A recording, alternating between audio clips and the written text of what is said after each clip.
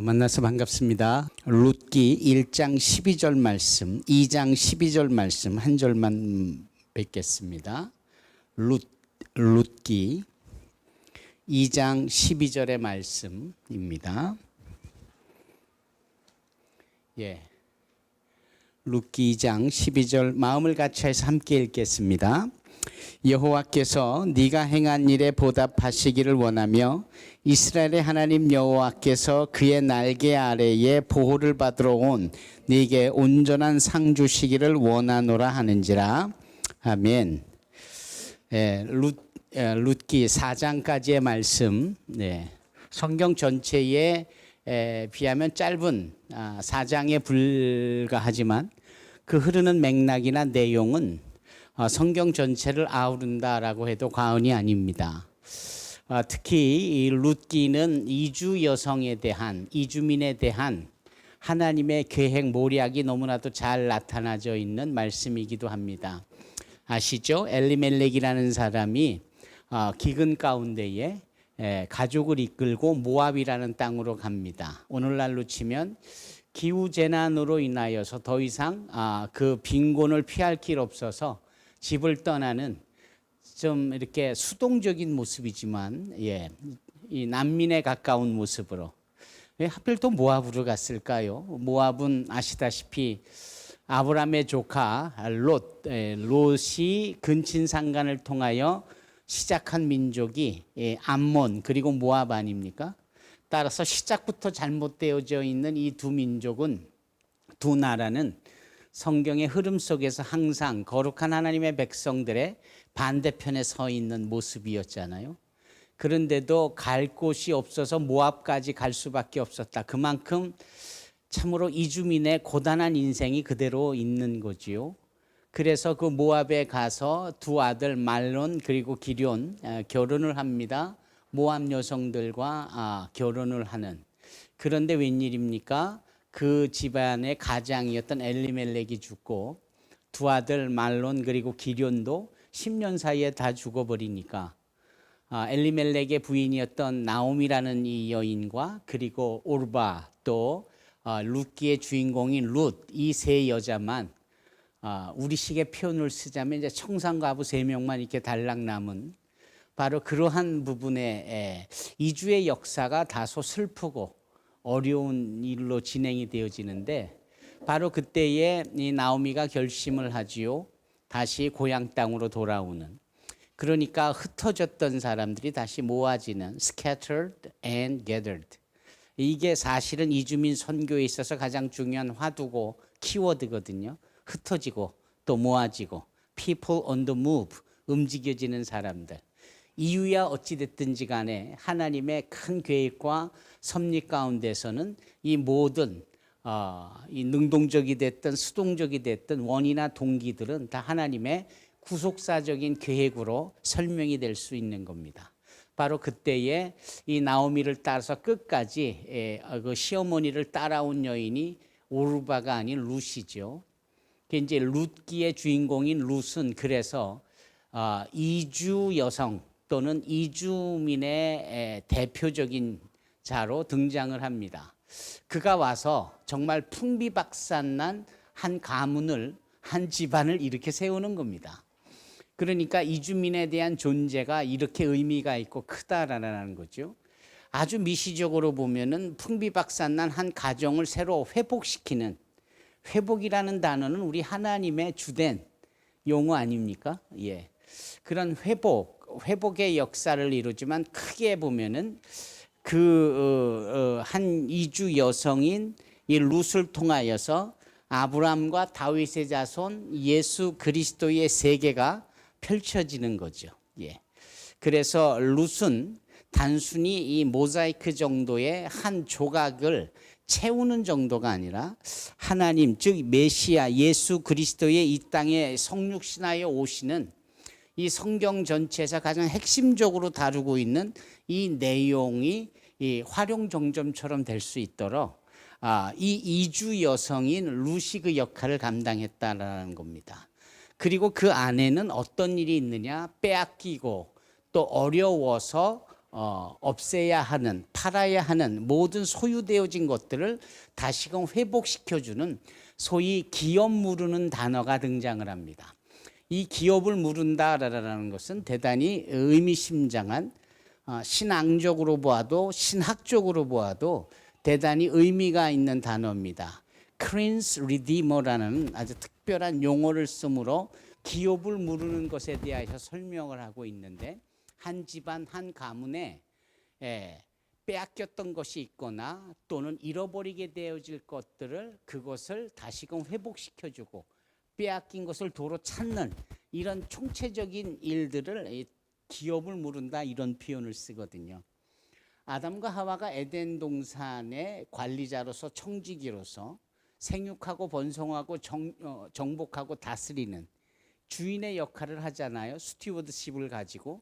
근데 이 사단 마귀에게 죄로 이 유혹을 받아서 그러한 자격이 박탈당하고 그 땅을 빼앗기잖아요. 공중권세 잡은 자라 여겨지는 이 사단에게 빼앗길 때 하나님은 그걸 두고 보시지 아니하고 그걸 되찾아 주시죠. 그 되찾아 주시는 전체 스토리 역사가 이 성경 창세기부터 요한계시록까지 흐르는 거 아닙니까?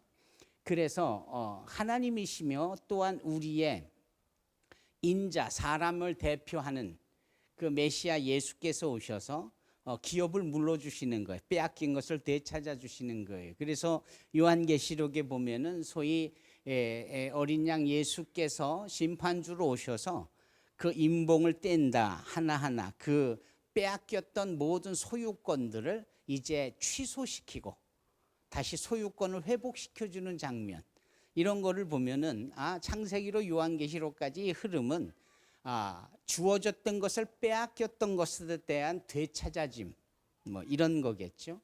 그래서 기업을 물어주시는 예수님에 대한 이야기가 성경 66권에 흐르고 있는데, 그 66권에 흐르는 내용이 이 룻기의 고스란히 4장이란 짧은 단어 속에 장 속에 표현되어지고 있는 겁니다. 엘리멜렉 그 가문이 어찌됐건 팔았건 팔릴 것이든 빼앗기건 빼앗길 것이든 그런 것들을 되찾는 일, 그게 룻기입니다. 룻기에 흐르고 있는 배경입니다. 다만 조건이 있다면 그 엘리멜렉의 친족이어야 하는 거죠. 친족. 아무나 돈이 있다고, 아무나 권세가 있다고 기업을 대신 물러줄 수 있는 권위는 없거든요. 권세는 없거든요.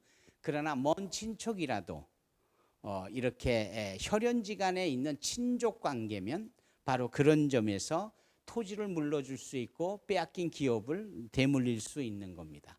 그래서 등장하는 사람이 바로 보아스죠. 보아스보다도 엘리멜렉의 입장에서 보면 더 인척이, 그러니까 촌수가 더 가까운 기업을 물을 만한 친척이 한 사람 있기는 했었는데, 그 사람은 이름조차 등장하지 않고 자기에게 주어진 기업을 물을 수 있는 이 특별한 자격이라 할까, 특권을 본인이 거부하죠.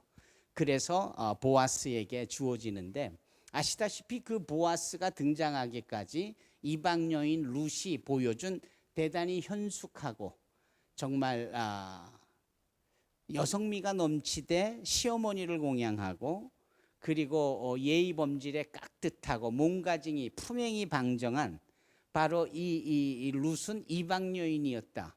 이런 점에 있어서 우리 이 사회 안에 다문화 가정을 이루고 있는 이주민 여성들에 대한 우리의 보는 시각이 좀 달라져야 합니다. 그분들은 대단히 노블하고 대단히 뭐랄까요, 우리보다도 훨씬 더 삶의 그 생존을 위한, 또 그 타향살이 속에서 자신을 지켜내야 되는 고단함이 있는 거지요.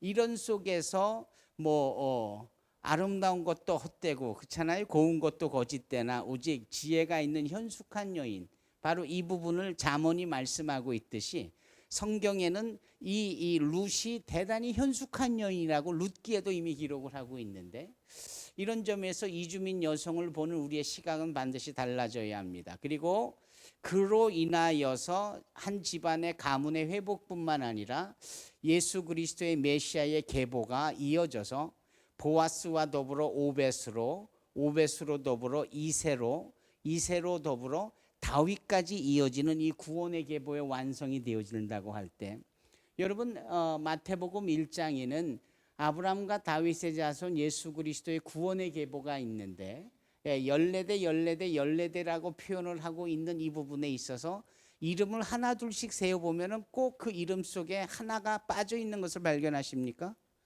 14대 더하기 14대 더하기 14대, 그러면 수학적으로 몇 세대여야 합니까? 42여야 하는데, 아무리 이름을 다 찾아봐도 41밖에 없잖아요.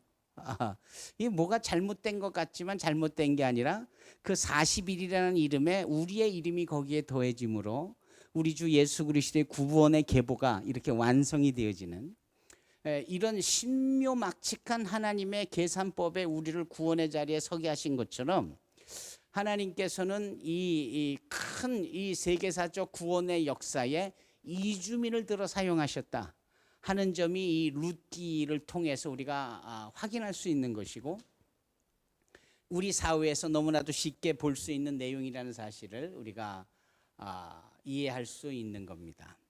그래서 오늘 이 룻이 이런 표현을 씁니다. 여호와께서 네가 행한 일에 보답하시기를 원하며 이스라엘의 하나님 여호와께서 그의 날개 아래에 보호를 받으러 온 네게 온전한 상 주시기를 원하노라.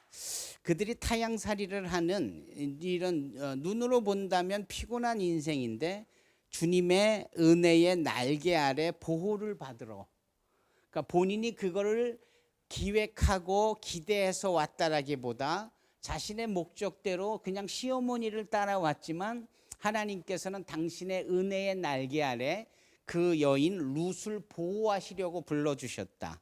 그렇죠? 이 하나님의 모략은 그런 점에서 우리에게 대단히 큰 의미가 있고 이주민들이 얼마나 가치 있는 존재라는 사실인가를 우리가 알 수 있습니다. 이주민들은요 대단히 피곤하고 힘들고 어려울 수 있습니다. 예전에 비하면 그네들에 대한 복지 정책이나 또 우리가 그들을 대상으로 섬기고자 하는, 환대하고자 하는 이해 정도가 상당히 커진 것은 분명하지만 여전히 그들의 마음속에는 어려움이 있습니다. 여러분 이 모세를 한번 보실까요? 이 모세가 히브리인이잖아요, 맞지요? 그런데 이 히브리인이었지만 사실은 애굽 사람처럼 애굽의 왕자로 살잖아요. 그런데도 자기에게 젖을 물리는 그 유모가 사실은 자신을 태어나게 한 어머니 요게벳이잖아요. 그러면서 이 어머니 요게벳은 당연히 젖을 물리면서 그 모세에게 너는 히브리인이야, 너는 하나님의 선민이야, 너는 하나님의 계획 속에 주어진 존재야. 여러분 출애굽기 2장에 보면은 바로 그 어머니가 요게벳이 모세를 낳고 그 아이의 준수함을 보았다라고 할 때, 뭐 고슴도치도 지새끼는 이쁜 법이라고 하듯이 지새끼 안 이쁠 리가 있겠어요. 그러나 이 성경에서 말하는 준수함은 그 모세의 모습 속에 하나님의 특별한 계획이 서려 있음을 이 어머니가 안 거거든요. 그걸 준수함을 보았다라고 표현한 거거든요. 그러니까 이 어머니 요게벳이 이 모세에게 끊임없이 그렇게 교육을 했겠죠. 그렇게 겉으로는 애굽의 왕자로서 온갖 학문과 여러 가지 전문 지식을 배우고 익히며 그렇게 애굽의 시민권자와 왕자로서 살지만 속 아이덴티티는 그는 분명 히브리인이었죠. 그런 그였기에 어느 날 길을 가는데 세상에 애국 군사가 히브리인을 능욕하고 있고 패는 겁니다. 그래서 화가 난 모세가 어떻게 했어요? 그 애국 군사를 어떻게 해요? 쳐서 죽이잖아요. 그리고 흙에 이게 땅에 묻어버리잖아요. 요 짤막한 상황을 보면 이 모세가 자기가 히브리인이라는 사실을 분명히 알고 있구나. 그래서 자기 민족이 능욕을 당하는 것에 이 분노가 일어났구나. 예, 볼 수 있는 거죠. 다음 날이 됐어요. 그가 또 걷고 있는데 이제는 히브리인들끼리 서로 치고받고 멱살잡이하고 싸우는 거예요. 그래서 이 모세가 다가가 두 사람을 말리면서 그런 얘기를 하죠. 왜 형제끼리 싸우느냐고. 그랬더니 싸우던 이 히브리인 두 사람이 아니 너는 누군데 우리의 하는 일에 관여하고 재판하려 드느냐 이렇게 표현하고 있지만 그 내용인즉슨 너는 애굽 사람 아니냐. 애굽 사람인데 왜 히브리인들이 하는 일에 왈가왈부하고 그러느냐. 이런 얘기거든요. 그 얘기를 딱 들었을 때 모세는 어떤 마음이 들었을까요? 내가 히브리인인데? 그래서 히브리인의 일에 관여를 했는데 히브리인들은 나를 애굽 사람이라고 그러네. 여기에서 얼마나 정신적인 충격이 있었는지. 그래서 그가 애굽을 떠나잖아요. 두려움도 있었고, 예. 그래서 본인이 어떻게 해요? 미디안 광야로 갑니다. 미디안 광야에서 10년, 20년, 30년, 40년을 머물죠. 그러면서 미디안 여자인 시보라와 결혼을 하고 미디안 장인 이드로의 양을 치고 결국은 10년이면 강산도 변하는데 강산이 4번 변했으니까 이 모세는 완전히 이제 뭐 히브리인이 뭔지 애굽인이 뭔지 나는 어느 나라 사람일까요? 미디안 사람인 거죠. 미디안 사람인 거죠. 그러다가 어느 날 호렙산에 시나이 산에서 정말 꺼지지 않은 불이 이렇게 떨기나무 가운데 타오르는 것을 보면서 하나님을 만나 뵈잖아요. 근데 하나님 하시는 말 뭐예요? 너는 저 애굽에 내려가 내 백성을 인도해라. 그럴 때 잊고 있었던 자기의 정체성에 대하여서 궁금함이 생겨납니다. 애굽에 다시 내려가라고? 난 미디안 사람인데 애굽에 내려가라고? 애굽에 내려가서 히브리인들을 인도하라고? 그래서 혼란에 빠진 모세가 하나님 앞에 이렇게 질문하죠. Who am I that I have to go down to Egypt? 제가 누구인 건데 애굽에 내려가야 합니까? 이런 질문을 하죠. 누구이간데 이 부분이 정말 중요한 겁니다. 자기네들의 정체성에 대하여 혼돈을 하고 있다라는 거예요. 누가? 모세가. 그럴 때 하나님이 하시는 말씀이 뭐였습니까? 가라, 내가 너와 함께 할 것이다. 너는 질문을 내가 누구냐라고 물었지만 그건 중요한 게 아니야, 모세야. 중요한 건 내가 너와 함께 하느냐가 중요한 거지. 네가 애굽 사람이면 어떻고, 네가 미디안 사람이면 어떻고, 네가 히브리인이면 어떡할 건데? 한국에 들어온 필리핀어가 이 중국 사람이, 타이 사람이, 한국 사람이 그게 뭐 어쩔 때라는 거예요. 정말 중요한 것은 하나님이 함께 하심으로 주 안에서 모두가 다 한 가족이라는 사실이 중요한 거지. 국적이 뭐 그렇게 중요하냐? 뭐 이런 말씀이기도 해요.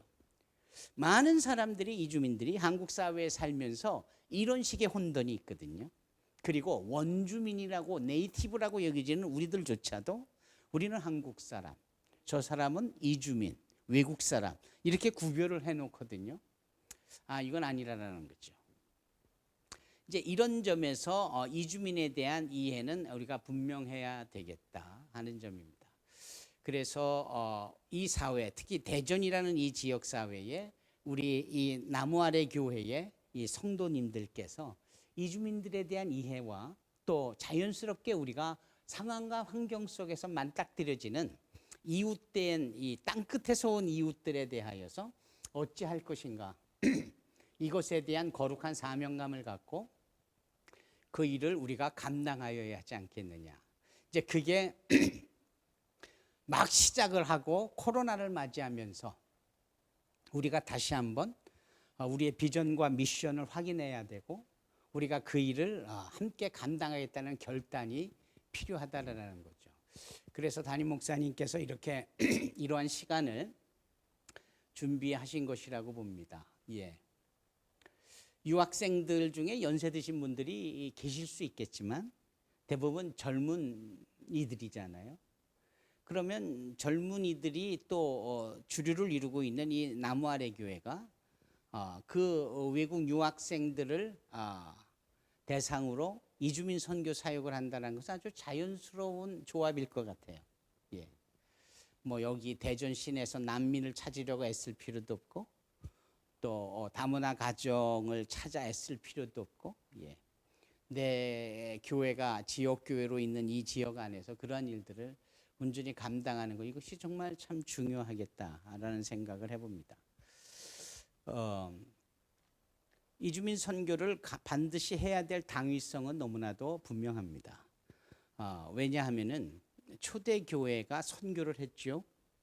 예루살렘 교회가 성령으로 강림되어져 세워진 최초의 교회이고, 우리가 흔히 말하는 mother church, 모교회라고 할 때 그 여러 자교회들이 생겨나고, 그런 교회 중에 하나가 시리아에 있는 안디옥 교회입니다.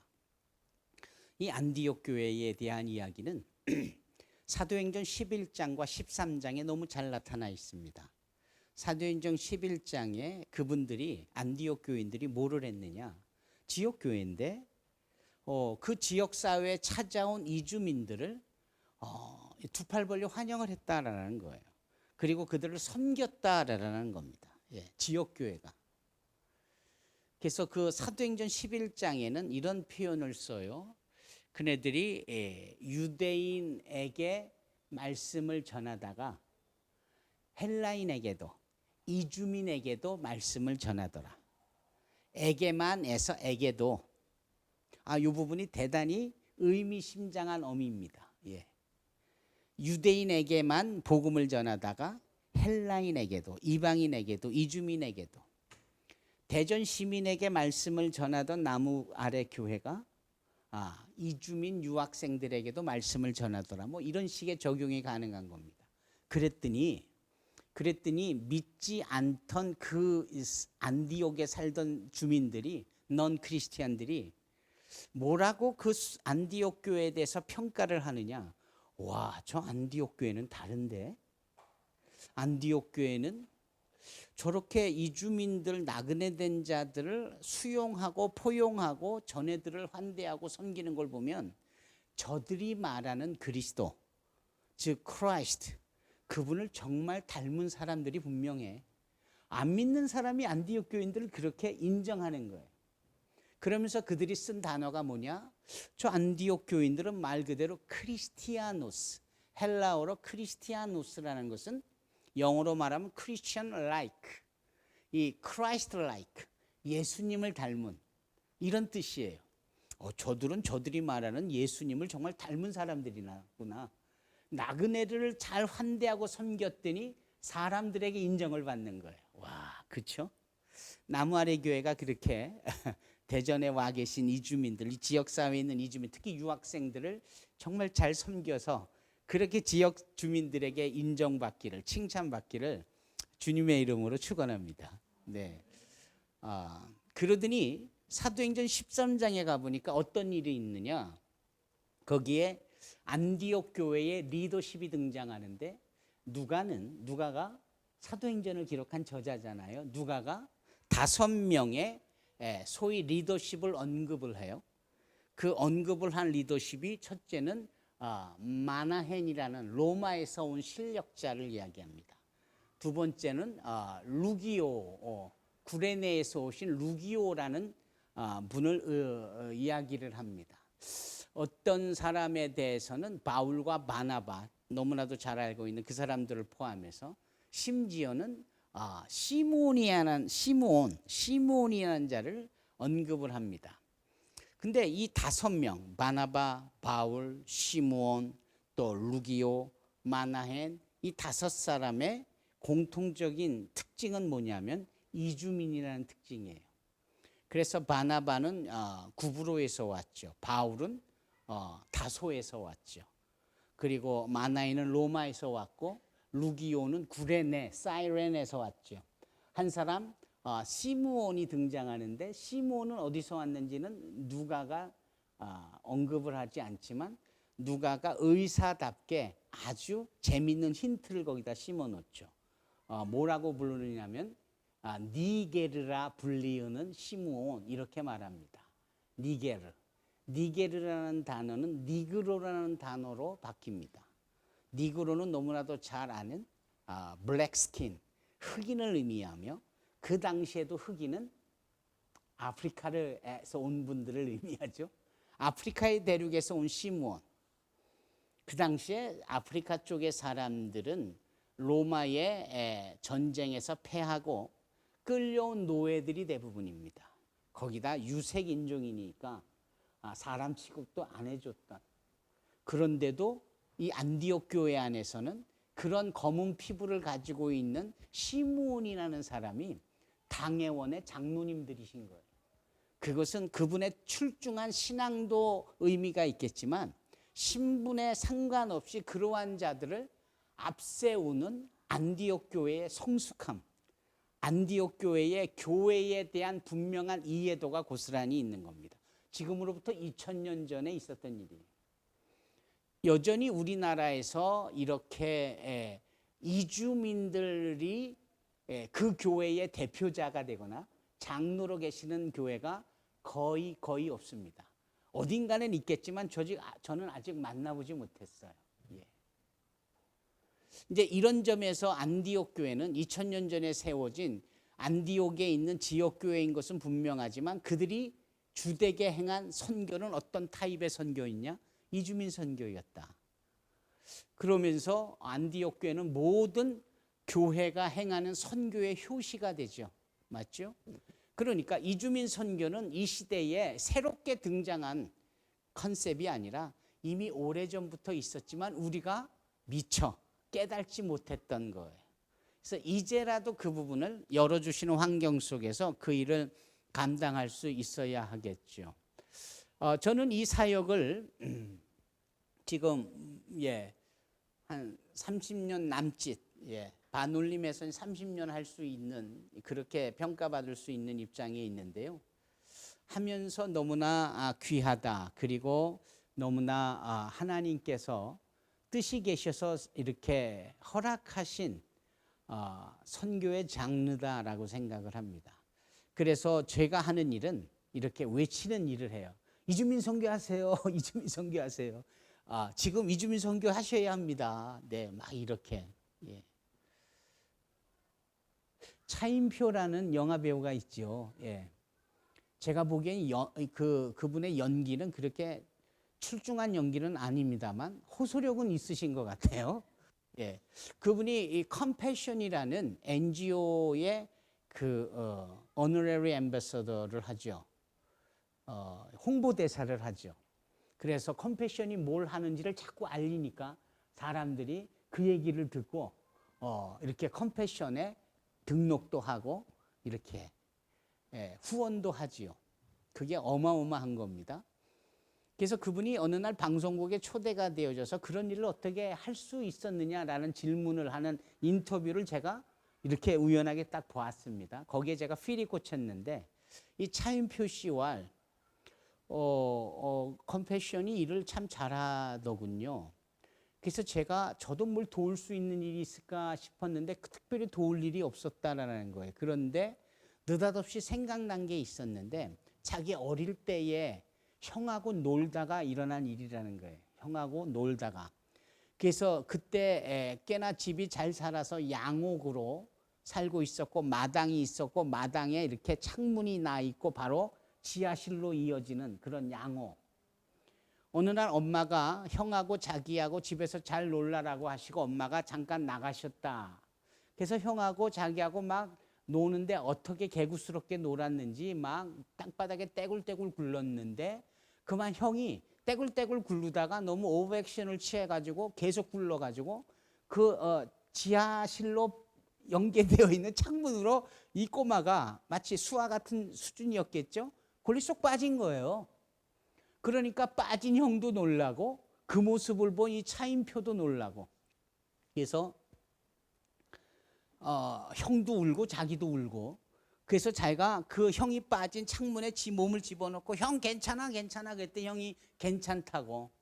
그래서 빨리 나 좀 꺼내주도록 누구에게 좀 도움을 요청하라고 형이 그랬다라는 거예요. 그래서 차인포가 알았다고 걱정하지 말라고, 그리고 도와주세요 그랬다는 거예요. 그랬더니 형이 하는 얘기가, 야 이 바보야, 바깥에다 외쳐야지 지하실에다가 외치면 너하고 나밖에 더 듣냐 이랬다라는 거예요. 그래서 아차 그렇지 하고 이 차인표 어린이가 몸을 돌려서 골목에다 대고 외쳤더니 지나가던 아저씨가 듣고 담을 넘어 들어와서 형을 구출했다.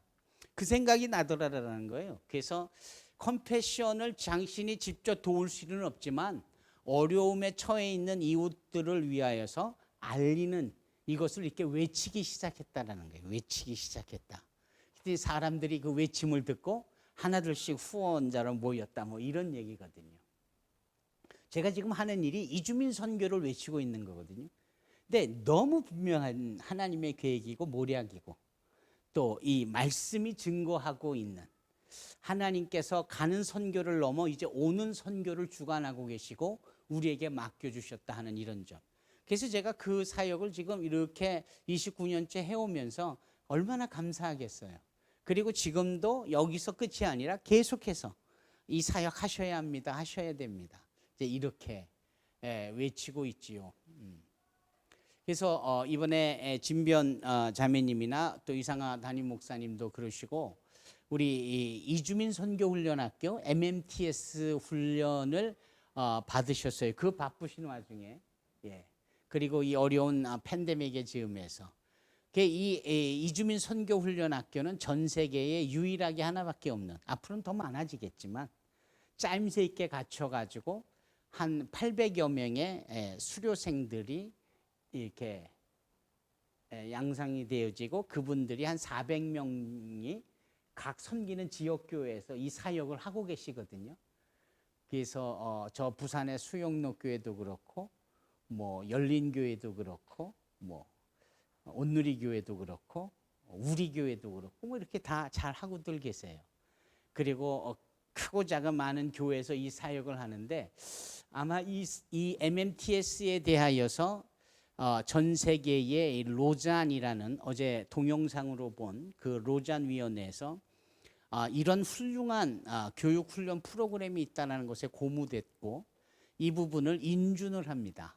그래서 인준되어져서 저희가 이 사역을 국내뿐만 아니라 해외에도, 토론토라든지 밴쿠버라든지 파나마라든지 일본, 저 독일, 영국, 필리핀, 인도 이런 쪽에 이 사역을 펼치고 있거든요. 아무쪼록 우리 저 나무 아래 교회의 우리 성도님들도 이런 MMTS 훈련이 지금 지속적으로 관심을 갖고 참여가 있으셨으면 좋겠고, 아예 이 나무 아래 교회가 이 지역 사회에 이러한 이주민 선교 사역을 할 수 있는 많은 성도들, 교회들에게 이러한 부분들을 좀 이렇게 제공할 수 있는 인큐베이터의 역할을 하셨으면 좋겠다. 그래서 저 토론토에 있는 틴데일 같은 대학교에서는 이 MMTS를 자신의 학과로 인정을 하고요. 전주에서도 마찬가지고, 저 주한대학교에서도 마찬가지고, 그런 일들에 여러분들이 함께 참여하면 참 좋겠다 싶습니다. 아울러 이번에 바쁘신 가운데도 이렇게 수료하신 세 분을 진심으로 축복하고, 또 함께 이 사역을 앞으로도 좀 함께 펼쳐갔으면 좋겠다는 생각이 듭니다. 제가요 좀 말씀을 좀 보여드리면서 하고 싶습니다. 예.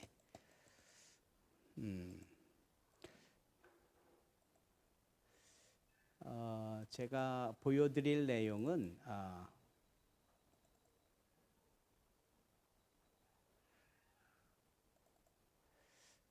예, 동영상은 아니고요. 네.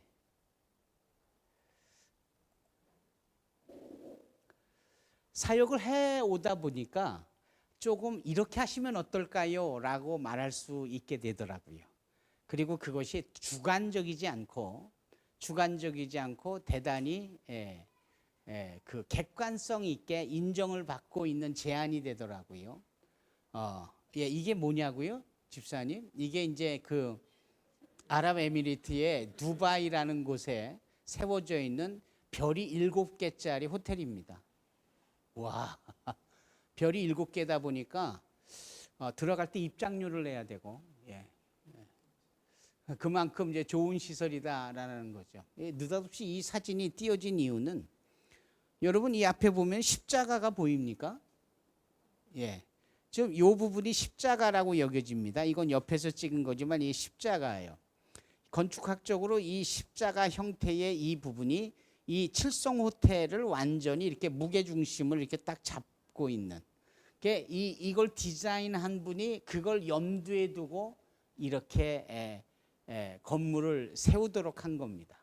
그걸 두바이 정부가 몰랐죠.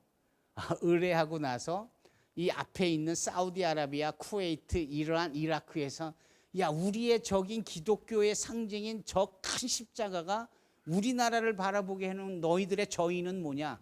저거 없애라. 두바이 정부는 그거 우리가 그거 몰랐다. 또 그런 의미가 아닐 것이다. 그리고 이렇게 새로 지어진 엄청나게 투자가 되어진 전 세계 유일한 7성급 호텔인데 이걸 어떻게 부수냐? 그래? 그러면은 조건을 주고 부수지 않게 했죠. 절대 이 사진이나 정면 사진이나 이 비밀스러운 십자가가 여기 세워졌다는 것이 세상 사람들이 모르도록. 근데 인터넷 치면 다 나오죠. 여기 예. 그러니까 제가 이 말씀을 드리는 것은 그런 겁니다. 야, 이 하나님의 계획이 놀랍다. 어떻게 그 중동 지역 한복판에 모슬렘들이 득식을 하는 그곳에 구원의 상징인 예수 그리스도의 십자가가 이렇게 세워지는가? 아닌 게 아니라 전 세계에서 교회가 가장 빨리 급진적으로 성장하는 나라들이 쭉 리스트업이 되어 있는데 그 중에 하나가 이렇게 아랍에미레이트, 사우디아라비아, 쿠웨이트, 카타르, 중동 지역입니다. 그 사실을 아십니까? 예. 우리는 모슬렘 지역 사람들이 살고 있는 이슬람 쪽에, 아랍 쪽에 가서 복음을 전할 때 순교를 각오할 정도로 긴장감이 있습니다. 사실이 그렇죠. 그런데 그런 우리의 긴장감하고는 상관없이 하나님은 왕성한 기독교의 복음화를 당신의 방법으로 이루고 계세요. 그 이루고 있는 방법이 무엇이냐? 복음을 알고 있고 복음을 전해들은 크리스찬들이 일꾼 되어져서 이 지역에 가서 일을 하거든요. 일을 하면서 이곳에서 예배를 드리고 이곳에서 자신들이 복음화 활동을 한다니까요. 그러니까 왕성한 이 기독교의 복음화율이 높아지는 겁니다. 여러분 힌두교의 왕국이라고 여겨지는 네팔이 전 세계에서 교회가 가장 급성장하는 나라입니다. 왜 그럴까요? 네팔 사람들이 먹고 살 게 없어서 히말라야에 찾아오는 관광객 가지고 망하는 부족하니까 웬만한 사람들이 다 일하러 갑니다. 어디로요? 이렇게 중동 지역으로, 우리나라로 와서는 복음을 원튼 원치 않든 듣게 되고 믿음은 들음에서 나니까 들음은 그리스도의 말씀으로 말미암으니까 믿음을 갖게 되고 이들이 돌아가서 자신의 가족들을 회심시키고 교회 활동을 하는 겁니다. 그러니까 우리는 엉강생심 꿈도 못 꿀 일인데 하나님은 사람을 움직이셔서 그런 일을 이루신다. 예. 지금 이게 세워져 있는 곳이 여기입니다. 예. 여기 아부다비가 있고 여기 두바이인데 이란이 얼마나 불편했을까요? 이라크가 얼마나 불편했을까요? 사우디아라비아가 이 걸프만에 세워진 어마어마하게 큰 십자가에 얼마나 마음이 불편했을 거야. 그러거나 말거나 움직여지는 사람들, 이주민들로 인하여서 중동 지역 한복판에 예수 믿는 사람들이 많아지더라. 아까 차를 마시면서 역파송에 대해서 말씀을 나눴어요. 우리 필리핀 자매가 우리나라에 와서 한 15년을 계셨어요. 한국말 정말 잘하죠. 여기 와서 애를 둘을 낳았으니까.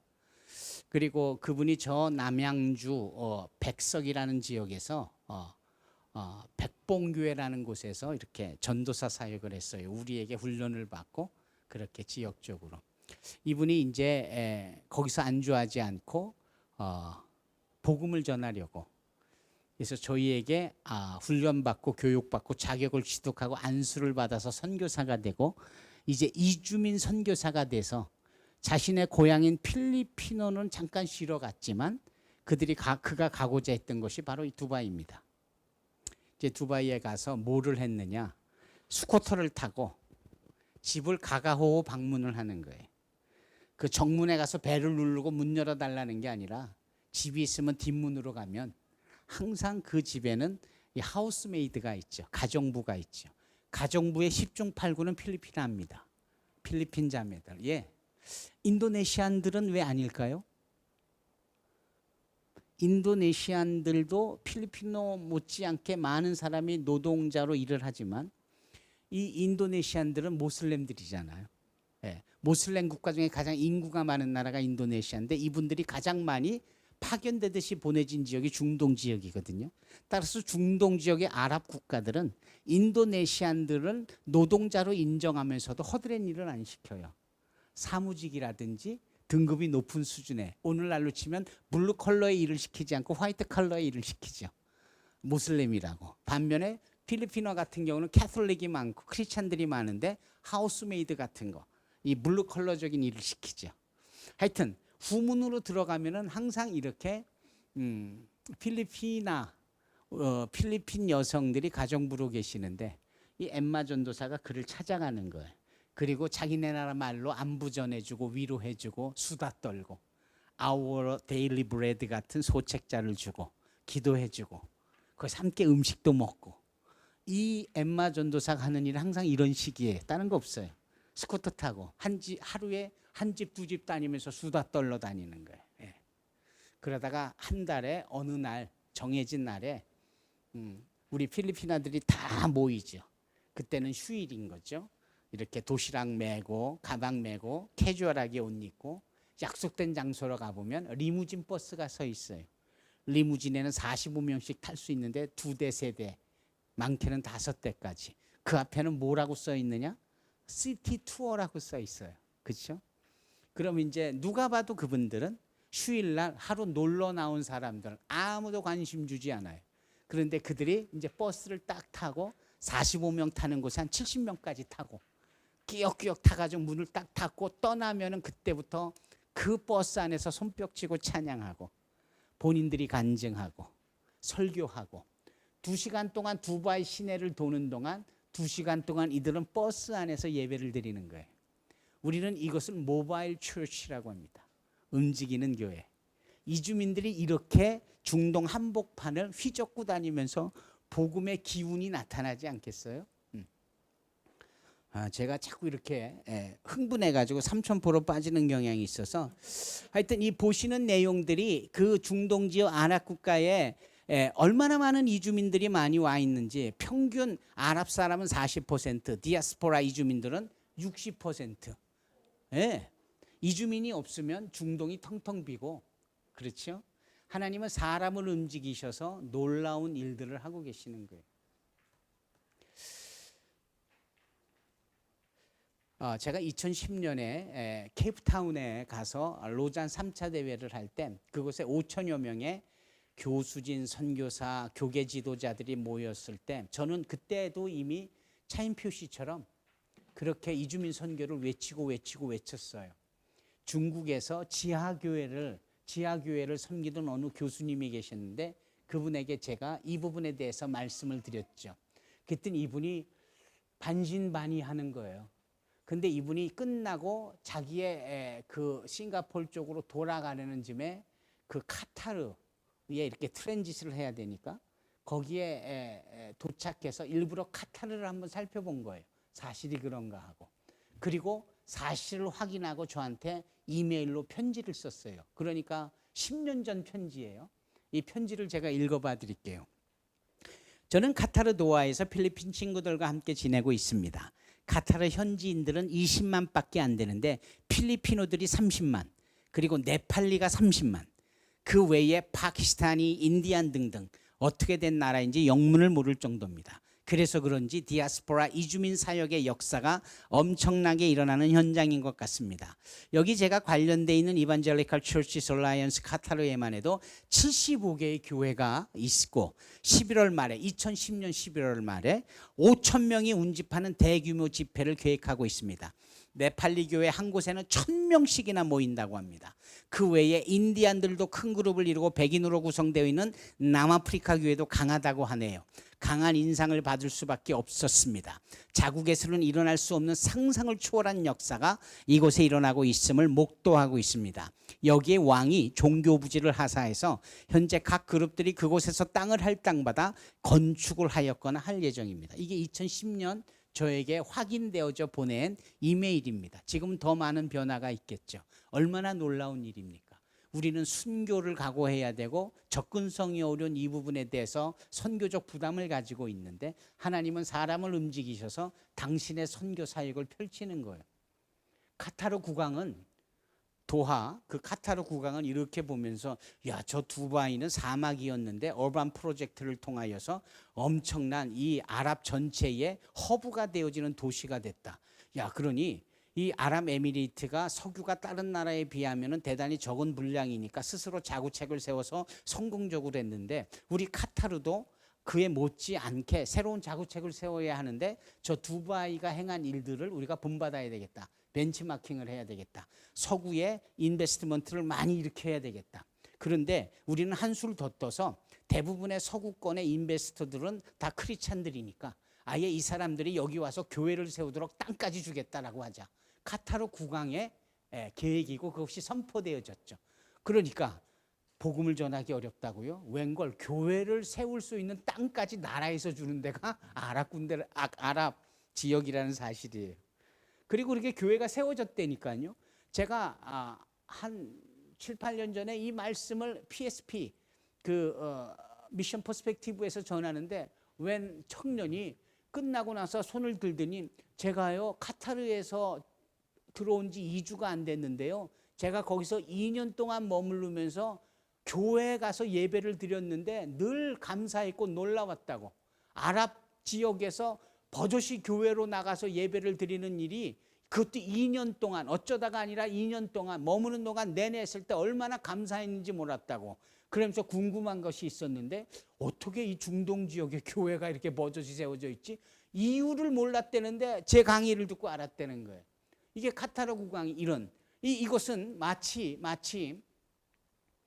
에스겔서의 48장 끄트머리에 보면 하나님께서 고레스 왕을 통하여서 페르시아의 고레스 왕을 통하여서 이스라엘 사람들을 그냥 다 원대복귀 시키잖아요. 바벨론에서 어떻게 예루살렘으로 가도록 하시잖아요. 이게 뭐 이스라엘 사람들이 스스로가 무슨 일을 할 수 있었겠어요? 하나님이 하라시면 그냥 하는 거죠. 이방 왕에게 고레스에게 너 내 백성 다시 예루살렘으로 보내. 그냥 보내지 말고 엄청나게 많은 프리빌리지 줘서 보내. 그렇게 되는 거죠. 하나님이 하시면 뭘 못하겠어요. 우리는 복음을 들고 어떻게 해서든지 그냥 전략적으로 가서 죽으면 죽으리다 막 이렇게 가지만 하나님은 오히려 사람들을 움직이셔가지고 복음을 전해 듣고 이런 전략적인 사역을 행하고 있다. 야, 예. 이거 역시도 삼천포 중에 하나입니다. 저에게 있어서는 예. 네.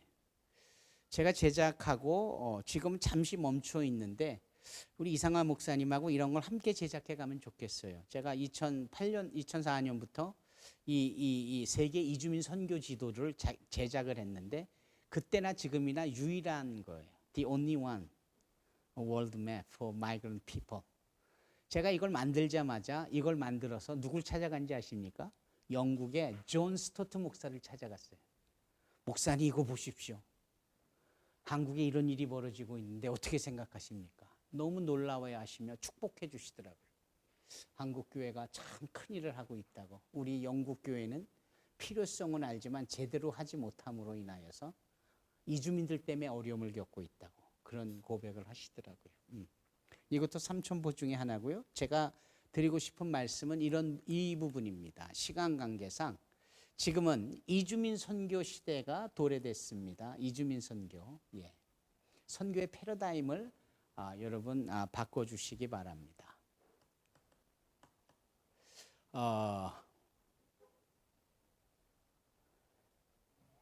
여러분들이 이 사역을 하시면서 이 디아스포라에 대한 비전을 이주민이라는 비전을 한번 품어보시기 바랍니다.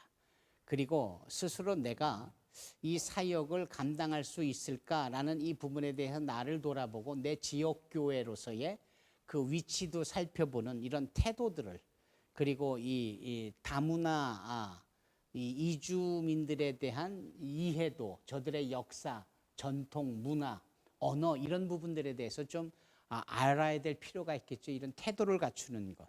그리고 찾아 나서는 겁니다. 예. 인터넷 치면 다 나오겠지만 그렇게 해서 얻어지는 것보다 내가 발품을 팔아서 내 지역 일대의 사람들을 만나볼 필요가 있고요. 그리고 시작을 하는데 복음만 전하는 것이 아니라 어제도 말씀드렸지만 환대하는 이 부분에 초점이 맞춰져서 홀리스틱 미션.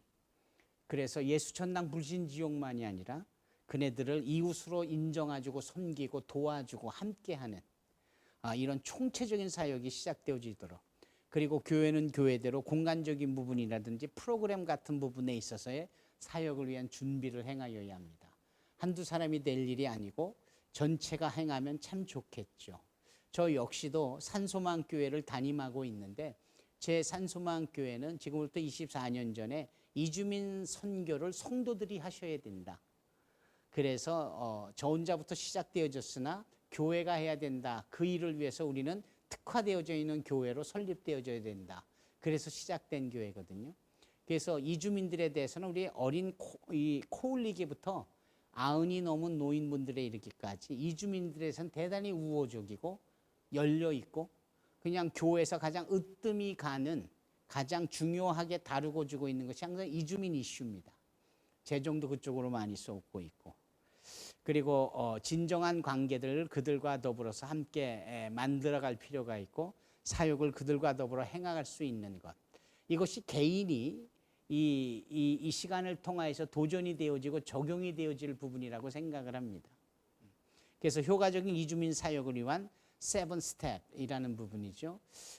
이 부분은 로잔에서 나온 책인데 제가 번역을 했습니다. 그래서 이 번역된 것을 제가 이상한 목사님에게 PDF 파일로 드리면 다 공유해 주시면 좋겠습니다. 예. 이 단체들은 그러니까 이 나무 아래 교회는 이렇게 보시면 어떨까요? 이주민 선교를 어떻게 우리가 할 수 있는가? 큰 숲을 볼 필요가 있습니다. 그래서 글로벌라이제이션 더하기 로컬라이제이션. 그래서 새로운 신조어에 가까운 글로컬라이제이션. 지역 안에서 지구촌화가 이루어지고 그렇잖아요.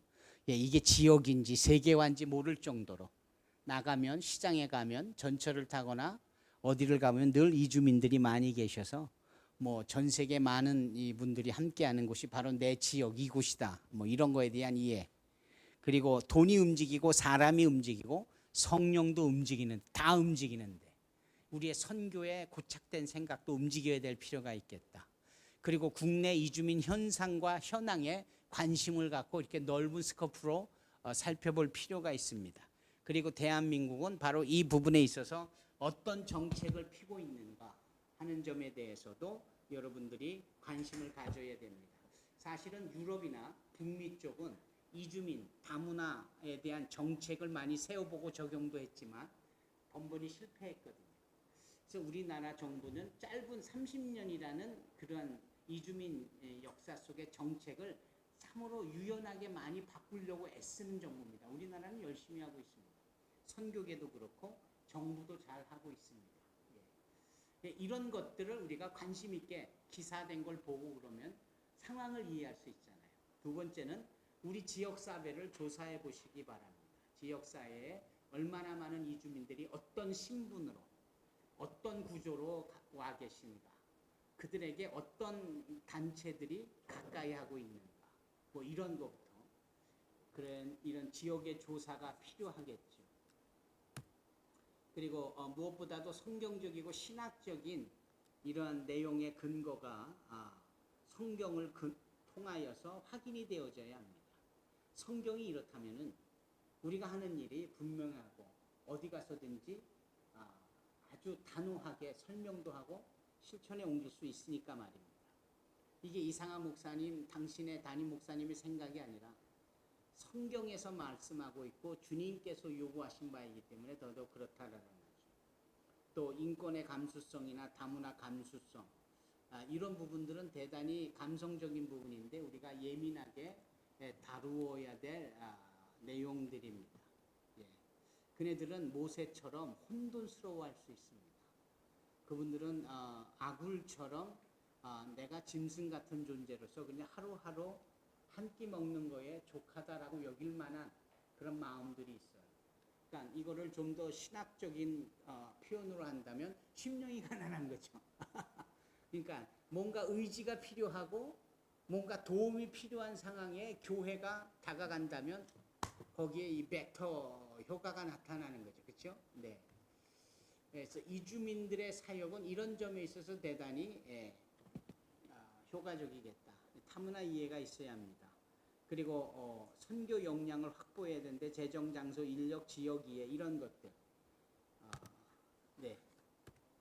교회 내 사역 접촉점을 좀 개발해 보십시다. 한글 교실, 의료 봉사, 다문화 가정 지원, 문화 행사.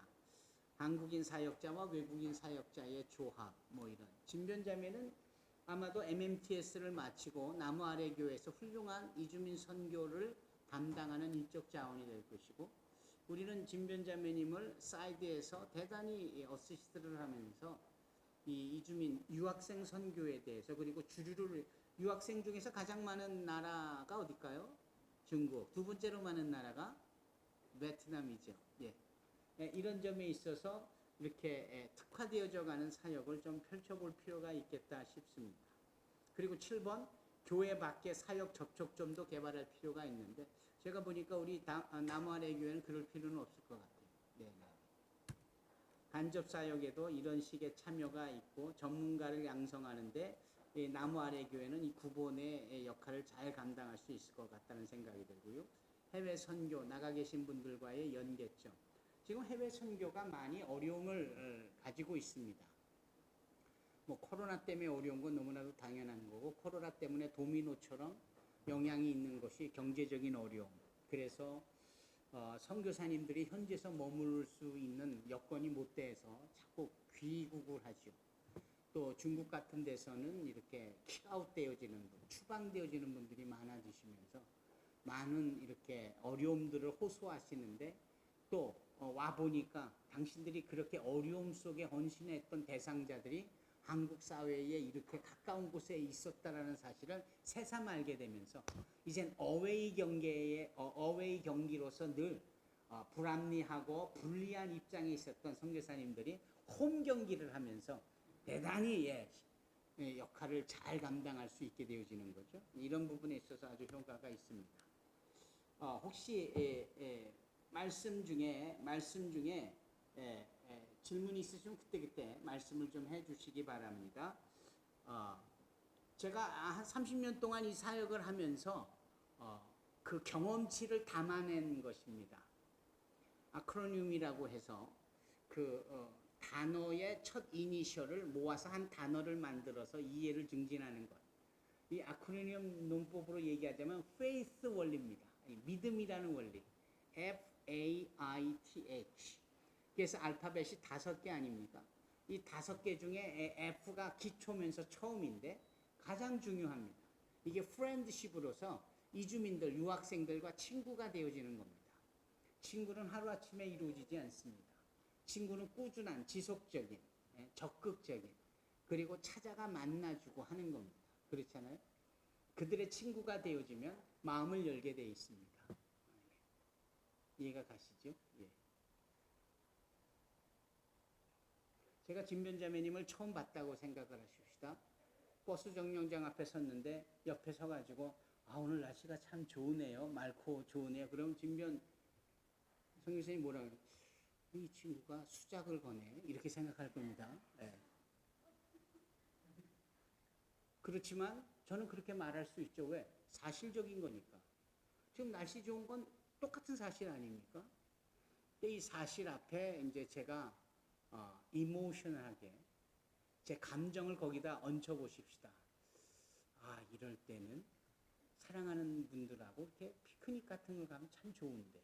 그럼 이제 이거는 정말 못 들어줄 얘기겠죠. 처음 보는 사람 입장에서는.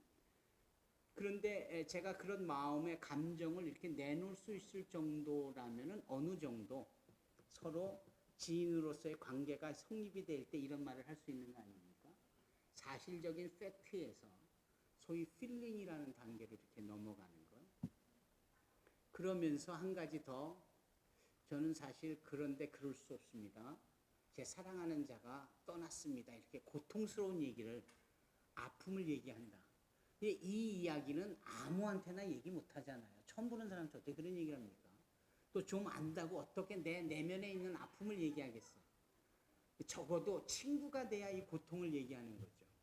예수님의 손바닥에 못자국 난 것을 보여주는 이유는 의심이 없는 도마를 위해서 확인시켜줬다라는 소극적인 의미가 있지만 니네 고통을 내가 알아. 우리 주님이 우리의 친구라는 사실을 확인시켜주는 거 아니겠어요? 예. 이런 점에서 우리가 이주민들을 친구로 만들기 위해서는 어느 정도의 단계, 팩트만의 친구, 오피니언 또는 필링, 이 페인, 어느 단계까지 가야 될까요? 소위 교회로 모시고 오고 함께 예배드리고 성경을 나누고 하려면 아마도 3단계, 4단계까지는 가셔야 되는데 그러려면 시간이 많이 걸려요. 근데 그 많이 걸리는 시간을 우리는 소비해야 되고 쏟아내야 합니다. 모슬렘 출신들의 유학생들이 계시겠죠. 친구 되기 어렵습니다. 예. 어쩌면 친구 되려고 그냥 허구한 날 뭐 이것저것 사주고 찾아가 주다가 그냥 귀국을 하는 일들도 비일비재하게 생겨요. 힌두교권은 어떨까요? 역시 친구 되어지기 어렵습니다. 시간이 많이 걸릴 겁니다. 어쩌면 2년이 돼도 친구가 되기 어려울 겁니다. 불교는 아마 6개월 정도면 친구 될걸요. 캐톨릭을 포함한 크리스찬들은 1, 2주면 친구 됩니다. 그렇잖아요. 해보니까 그렇거든요. 친구가 되어지면서 내 고통도 얘기할 수 있고 이주민의 고통을 들어줄 수 있는 이런 단계, 이게 프렌드십입니다. 이 프렌드십. 그러다가 그냥 가버리면 어떡해요? 가라지요. 사도 바울이 얘기했잖아요. 씨를 뿌리는 자가 있고 물을 주는 이가 있고 거두는 자가 있을 때 친구는 씨를 뿌린다라고. 씨를 뿌리는 것이 우리 역할일 수 있습니다. 예. 그 씨를 뿌리지도 않으면서 거두려고 하니까 그게 문제잖아요. 그래서 이 프렌드십은 이주민 선교 사역을 하고 우리 젊은 성도들이 유학생들을 대상으로 친구가 되어지는 이 과정이 참 중요한 겁니다. 그리고 두 번째가 친구가 되어진 이들로 끝이 아니라 어셈블리, 우리의 교회로 그분을 초대하는 겁니다. 내가 정말 친구니까 내 부탁 좀 들어줘. 나는 나 혼자 구원을 받고 영생 복락을 누리는 것에 대해서 너한테 미안함이 있어. 그리고 네가 불쌍해. 아니 이게 뭐 말장난이 아니라 진정 친구니까. 그럼 그도 그런 부분에서 진지하겠죠. 그리고 교회에 이 친구를 따라서 교회 나간다는 것이 무엇을 의미하는지 알아야 합니다. 야, 우리 교회에서 바자회 하는데, 우리 교회 생일 잔치 하는데 한번 와봐봐. 오늘 총동원 주일이거든. 날 위해서 그냥 가져줘 좀. 이건 아니죠. 예, 이건 아니죠. 그런 점에서 어셈블리라는 교회로 오는 단계는 프렌드십의 연장선상이어야 되고, 진정한 프렌드십이 녹아지고 열매로 나오는 데가 교회입니다. 어셈블리. 그래서 오시면 예배드리고 그렇게 성경 공부, 한글 교육, 뭐 한국의 문화, 펠로십이 이루어지고, 그래서 진면 자매님이 누구를 모셔왔을 때 온다라는 것을 사전에 귀띔을 하고 담임 목사님이야 모든 성도들이 안 그런 척하면서도 그 자매를 위해서 이것저것 준비해놓고 정말 따뜻하게 맞이해주고 환대해주며, 여기가 어색한 교회가 아니라 마치 집에 온 것처럼 가족처럼. 그래서 여기에 그냥 그날만큼은 뭐 중국인들이 좋아하는 뭐 금색, 빨강색 복자를 크게 써놓고 막 차도 대접하고 막 이런 또 오고 싶은 이 어셈블리가 필요한 거죠. 그렇게 해서 이주민 사역이 교회 안에서 자연스럽게 펼쳐지는 겁니다. 그럼 이제 계속 그래야 된다. 그래야 되겠죠. 그런데 여러분 그들 스스로 세워질 수 있도록 옛날에 우리 선교사님들이 한국에 와서 하신 정말 위대한 일 중에 하나가 네비우스 정책을 펼친 겁니다. 네비우스라는 것은 뭘 의미합니까? 자치, 자립, 자전. 내가 태평양 건너서 온 선교사라 한국 조선인들에게 예수를 전했고 교회를 세웠는데 그걸로 계속해서 그들이 우리에겐 가르치고 이끌고 머리 위에 있고 우리는 쫓아가는 게 아니라 이제 당신들이 주인이니까 당신들이 스스로 이 교회를 치리하고 교회를 다스리고 교회에 필요한 것들을 채워가는 자치, 자립, 자전. 이게 네비우스거든요. 한국 교회가 이렇게 성장한 것은 바로 그 네비우스 때문에 그랬다라고 모두가 이야기할 정도입니다. 우리 또한 그래야 하거든요. 저는 이 사역을 꽤 오래 하면서 여러 나라를 독립시켜 왔습니다. 그래서 쭉 하다가 제가 주인 행세하지 않고 세워진 리더십들에게 그 리더십은 그 나라 사람들, 그 펠로십의 멤버들이겠죠. 그분들이 직접 리더십으로 오너십을 가지고 행할 수 있도록 주권을 이양하고 뭐 그러는 겁니다. 이게 소위 세 번째 단계인 인디펜던시, 독립 단계입니다. 이 독립 단계가 되면요, 이분들이 야, 여기가 우리 집이야, 우리가 주인이야. 그래서 우리 한국인들이 더 이상 관여하지 않아도 이분들이 스스로 입소문을 내고 자기의 사람들을 초대해서, 그러니까 큰 교회라면은 여러 부속 건물이 있으니까 동시다발적으로 베트남 공동체, 파키스탄 공동체, 중국 공동체 여러 개 두겠지만 나무 아래 교회 같은 경우는 주일날 예배 시간을 많이 갖는 거죠. 3시간에 한 번씩 이렇게 이 나라 따로, 저 나라 따로 이렇게. 그리고 한 달에 한 번씩은 뭐 이렇게 한꺼번에 모여서 joint fellowship을 하고. 이 정도 공간이면 너무 아름답고 너무 좋고 너무 위대하고 너무 훌륭하죠. 저는 이 사역을 시작할 때 고려대 앞에서 정말 반지하가 아니라 그냥 문을 닫으면 깜깜한 재봉틀 공장 바로 옆에 베니아판으로 막은 데를 썼어요. 전혀 불편함 없었고 그분들은 자기네 공간이라는 점에 있어서 많이 행복했습니다. 거기에 제가 다른 나라 사람들은 참여를 일부러 시키지 않았어요. 필리핀어들만을 위해서. 여기가 자신들의 고향이라고, 자신들의 집이라고 생각하게 합니다. 그래서 그분들은 뭐 입소문이 나가지고 필리핀에서 도착하면 김포공항에서 인천공항에서 바로 우리 교회로 찾아옵니다. 그리고 거기서 직장이 얻어질 때까지 그냥 거기서 먹고 자고 싫든 좋든 예배 드려야 되고 뭐 긴 장의자 하나가 자기 침대가 되고 자기 짐은 그 밑에다 빼곡히 쌓고 어떤 사람도 거기서 결혼하고 어떤 자매는 거기서 아기도 낳고 나중에는 제가 손을 떼어도 자기네들이 너무너무 잘 돌아가는 거예요. 너무 잘 돌아가요. 성가대도 세워지고 11조가 차고 넘치는 거죠. 왜? 자기네들이 주인이니까. 그래서 뭐 추석이 됐든 구정이 됐든 자기네 사람들의 유명한 스피커를 초대해서 큰 기도원에서 자신들의 페스티벌을 하고 뭐 이런 단계. 그렇게 할 수 있죠.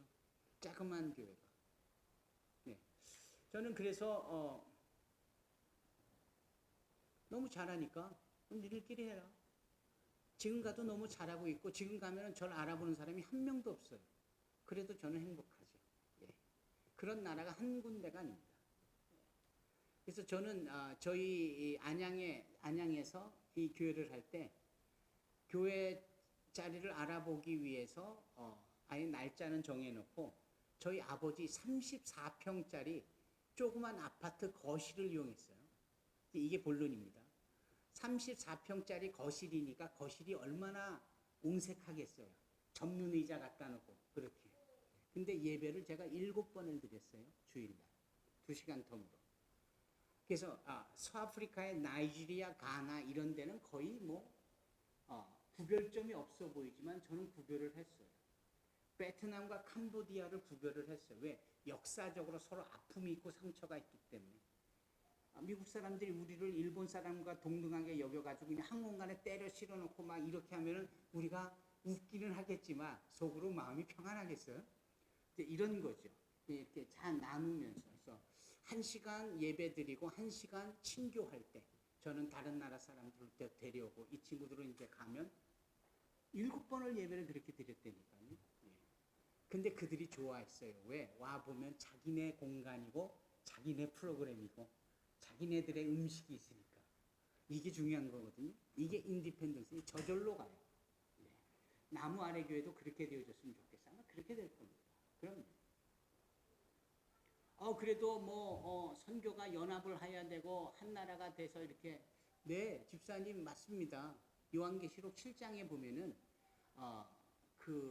하나님 앞에 모든 나라와 민족과 백성과 방언이 하얀 세마포 옷을 입고 함께 찬양하는 장면이 나와요. 그래서 모든 민족들이 다 언어의 장애를 뛰어넘고 하나가 돼서 하나님 앞에 예배드리는 것. 이게 우리의 꿈이잖아요. 이게 우리의 이상이잖아요. 맞죠? 그러나 그건 어디까지나 천상에서의 예배 때 가능한 거예요. 우리가 어쩌니 저쩌니 해도 영어로 해도 불편할 사람, 못 알아듣는 사람, 뜻을 제대로 전달 못할 때도 있고, 역시 자국인의 언어로, 자국 언어로 예수님의 복음을 전해 듣는 것이 최고입니다.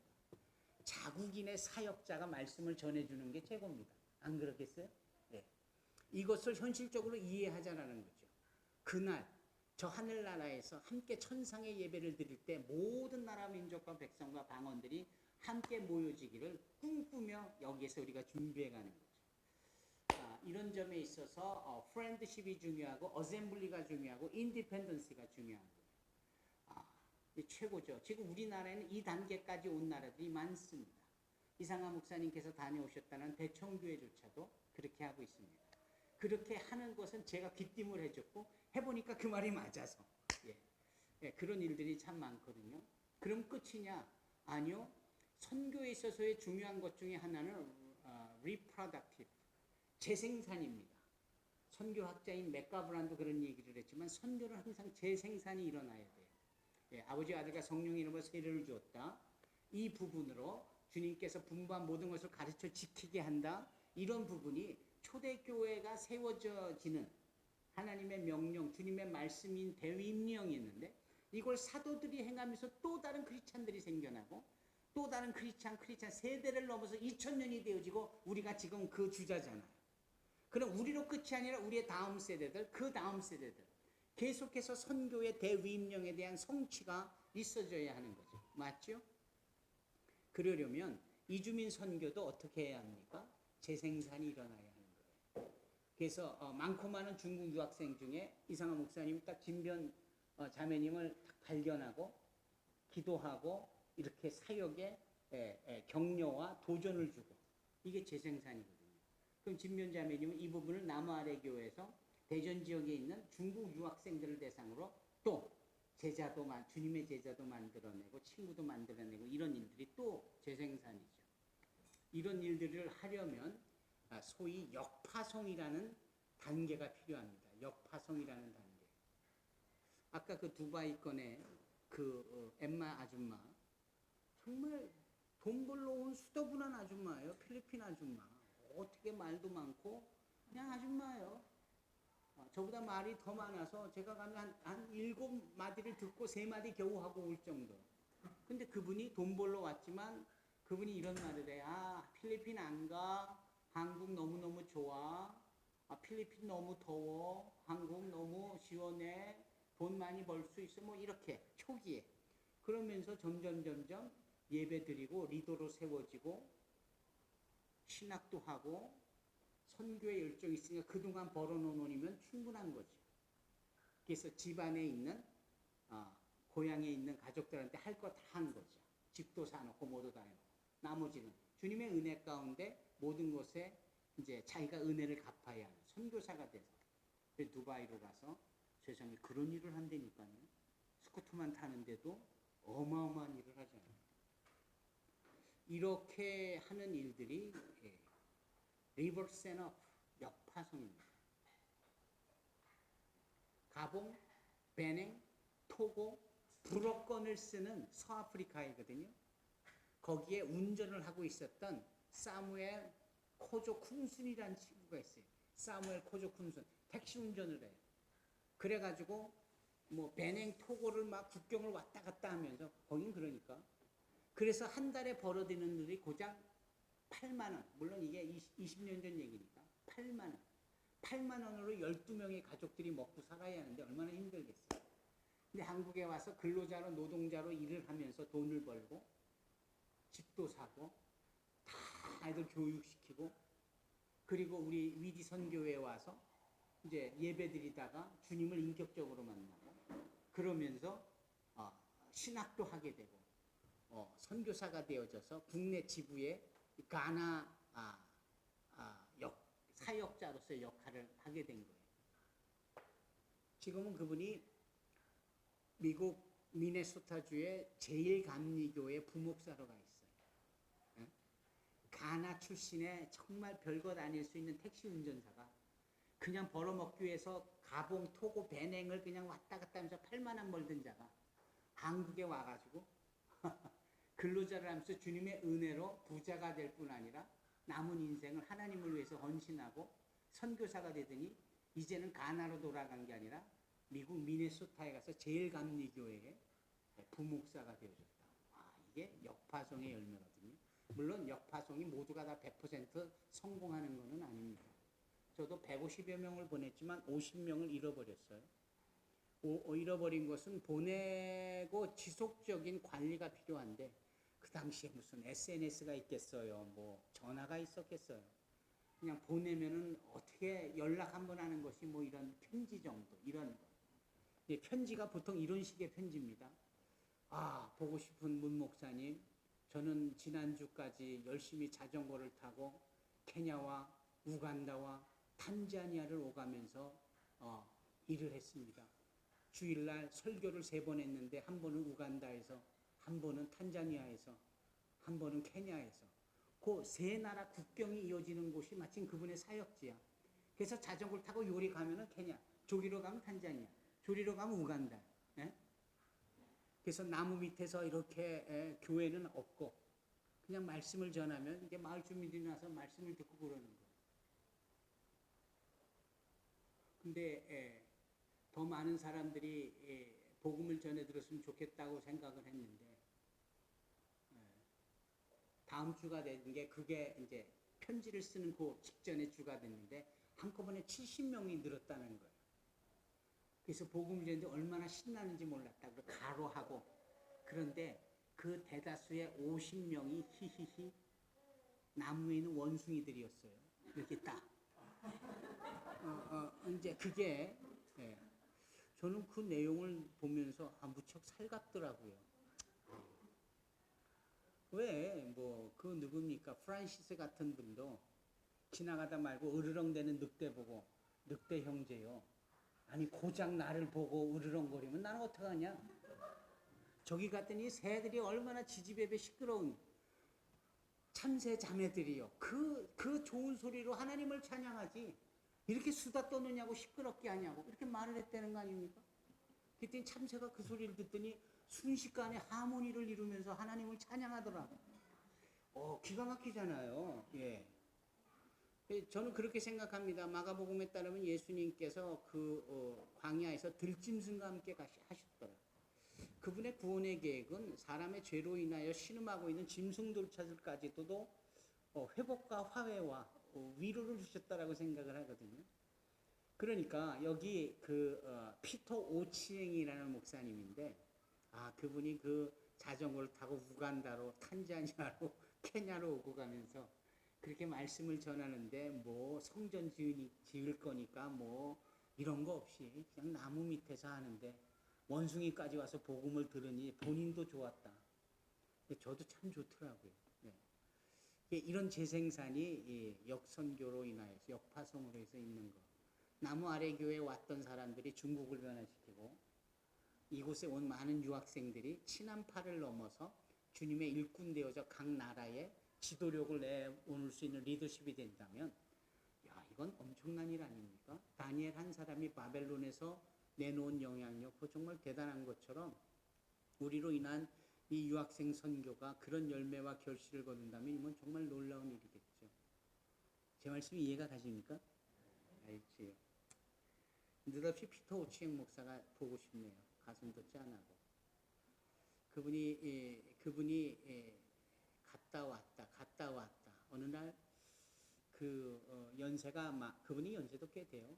그분이 연세가 많은 조나단이라는 자기 친구자, 자기 사역의 간사로서 돕는 사람을 그 케냐에서 한국에 온 거예요. 그리고는 반갑다고 저한테 전화를 한 건데. 그러면서 지금 저 기도원에 오살리 기도원에 가 있을 테니까 거기 픽업을 해주면 좋겠다. 반갑다. 내가 당장 가겠다라고 해서 전화가 왔는데 제 한국 성도께서 소천을 하신 거예요. 그래가지고 제가 자그마한 교회에서 그 소천의 즈음에서 장례 절차를 3일 동안 믿지 않는 가족을 위해서 헌신을 다했는데 저는 그 피터 오치eng 목사가 왔다는 사실을 까마득하게 잃어버리고 있었어요. 그리고 장례를 다 마치고 딱 쉬고 있는데 전화가 온 거예요. 언제 오냐고.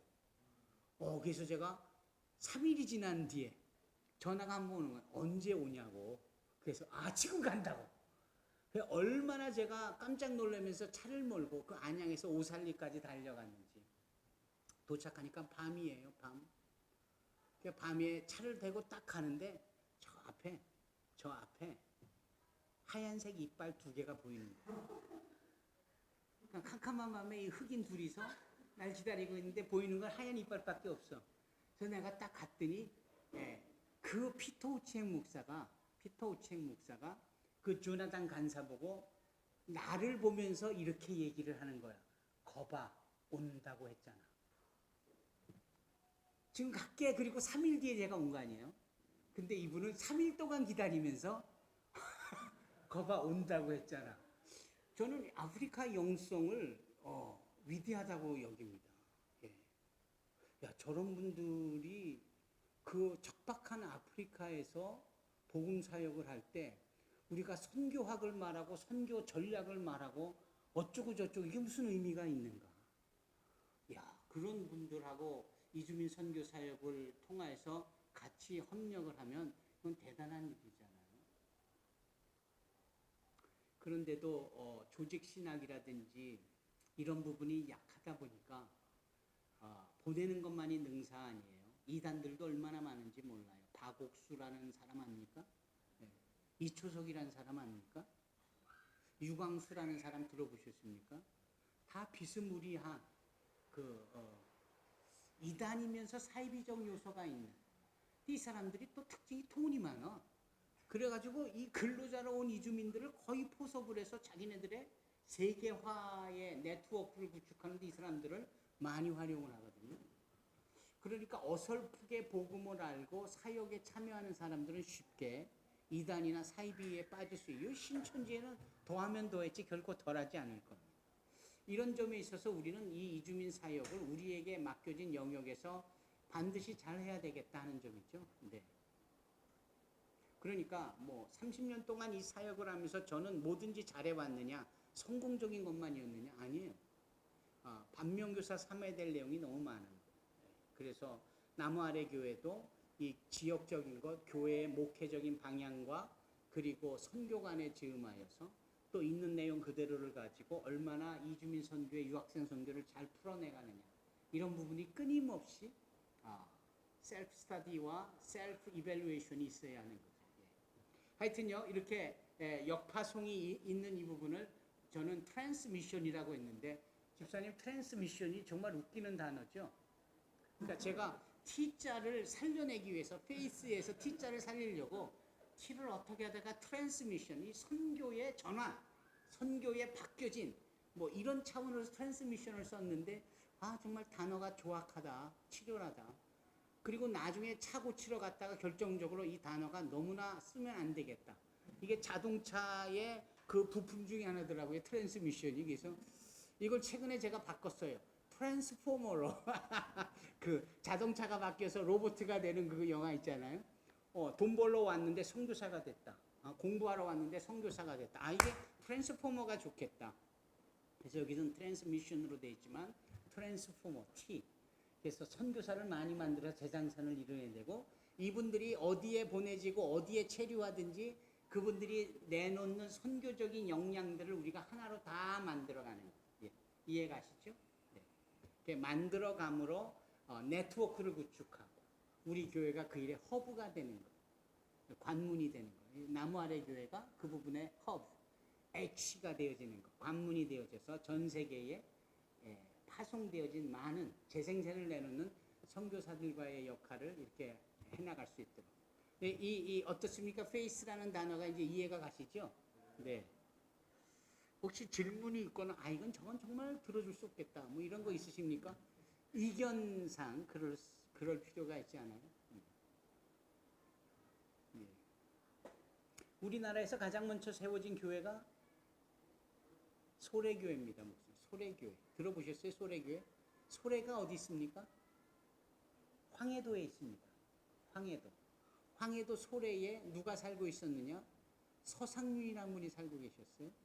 이분이 황해도 개성, 그 인삼이 유명하잖아요. 인삼을 바리바리 싸들고 보따리짐에 채워가지고 저 중국으로 넘어가서 인삼을 파는 거예요. 그러다가 풍토병에 걸립니다. 풍토병에 걸려가서 죽게 돼요. 거의 거반 죽게 되어질 때 미국에서 온 선교사, 스코틀랜드에서 온 선교사가 보고는 이 서상윤 씨를 자기 선교사관에 데려다가 오케이? 거기서 뭐 해요? 지극정석으로 간호를 해요. 간호를 하니까 병이 점점 나아지는데 이분들이 선교사예요. 혹은날 예배드리고 혹은날 성경 읽고 혹은날 기도하니까 이분이 살기 위해서라도 기도에 동참하게 되고 성경도 같이 읽어야 되고 그 믿음은 들으면서 나게 되지니까 일분이 예수님을 만나요. 그리고 깨달음이 어디까지 오게 되느냐? 우리 북한 우리 불쌍한 동포들이 저렇게 착하게 잘 살고 있는데 이 예수를 아직 몰라가지고 죽어 다 지옥을 가는구나. 내가 이러는데 인삼을 팔고 여전히 이렇게 상인으로 살아야 될까? 내가 선교사가 돼야 되겠다. 내가 우리 집에 가면 소래에 가면은 교회를 세워야 되겠다. 그 집에 도착하자마자 집을 뚝딱뚝딱 붙여가지고 자기 집을 교회로 세웁니다.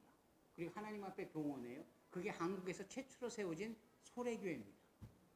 드리고 싶은 말씀은 이분은 돈 벌러 갔지만 선교사가 돼서 돌아옵니다. 한국 교회의 최초의 교회는 이주민에 의해서 세워진 교회입니다. 이해가 가십니까? 우리는 아예 처음부터 아주 선교적인 측면에서 싹수가 달랐어요.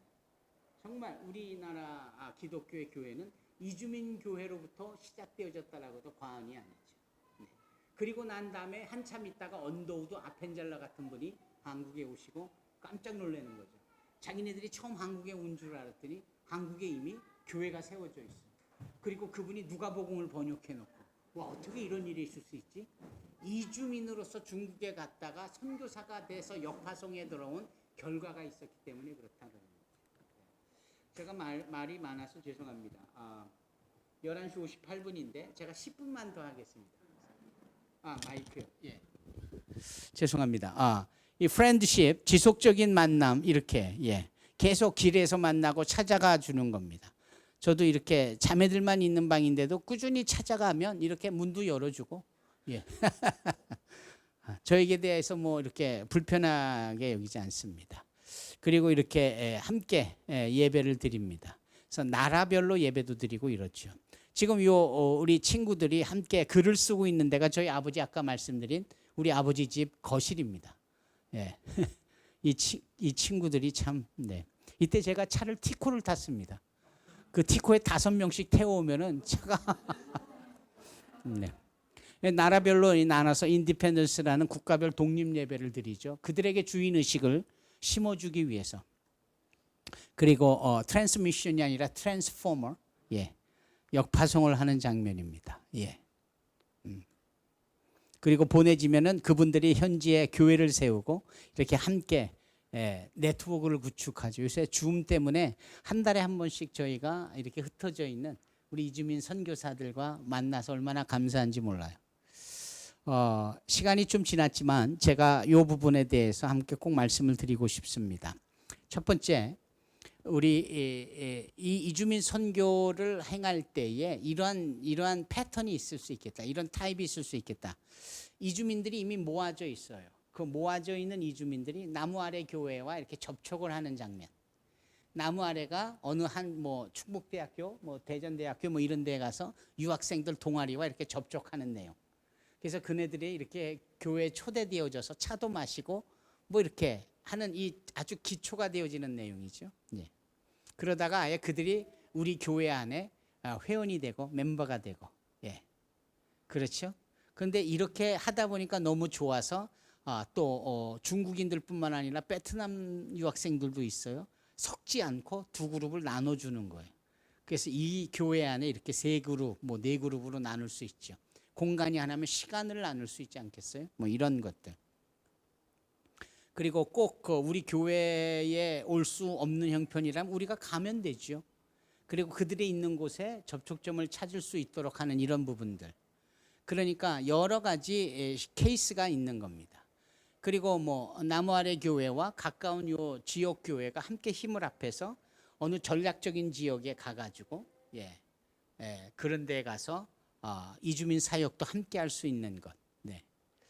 이 5번도 중요한 내용이죠.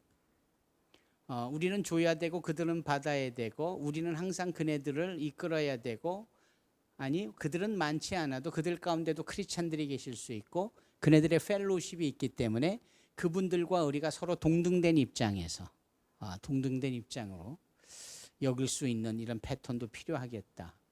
우리 이 나무 아래 교회하고는 연결이 안 될 수 있는 내용이지만 여의도 순복음교회 같은 내용이 이 그림입니다. 그래서 여러 형태의 사람들이 많이 와서 그냥 한국 예배가 진행될 때 그 안에 참여해서 이 동시 통역기 같은 걸 꼭 그냥 한국 예배를 드리는 형태. 이게 이제 7번에 해당하는 거죠. 그리고 이주민 교회들이 같은 건물을 사용을 하는 겁니다. 경기도권에는 이런 경우들이 왕왕 있습니다. 특히 지방자치단체에서 건물을 위탁을 했을 때 1층은 태국 펠로십이 2층은 몽골리안 펠로십이 이렇게 따로 그 건물을 하지만 궁극적인 것은 교회의 사역을 같이 하는 거죠. 예배를 공유하기 위해서 여러 이주민 교회들이 모이는 교회 모델 이 부분도 나무 아래 교회가 이 지역 사회에 있는 크고 작은 이주민 펠로십들에게 공지되어지고 알려져서 그들이 이곳을 얼마든지 편할 때마다 와서 사역을 할 수 있도록 하는 이런 내용이겠죠. 뭐 1번부터 이런 내용들이 다 한꺼번에 연결되어지는 이런 부분들. 사실은 1번부터 10번까지는 제가 그런 사역을 해왔었기 때문에 합동 측에 장충교회라고 있는데 장충동에 있습니다. 서울 장충체육관 앞에 있는 자그마한 교회였어요. 반면에 저는 이 필리피노들 교회를 고려대 앞에서 하면서 너무나 많이들 몰려오니까 아주 이 예배 처소가 이 폭발할 지경이었어요. 그래서 재봉틀 회사를 공장을 내보내고 늘렸는데도 감당이 안 되니까. 근데 그때 제가 7명의 그 리더들을 교육을 시켰거든요. 그래서 도저히 안 돼서 얘들아 우리 친구들이 오는 지역을 7군데로 나누고 7군데로 나눠진 곳에 너희들이 하나씩 맡았으면 좋겠다. 그래서 쭉 나눠본 지역이 장충동 그쪽입니다. 신당동 이쪽에도 하나가 있더라고요.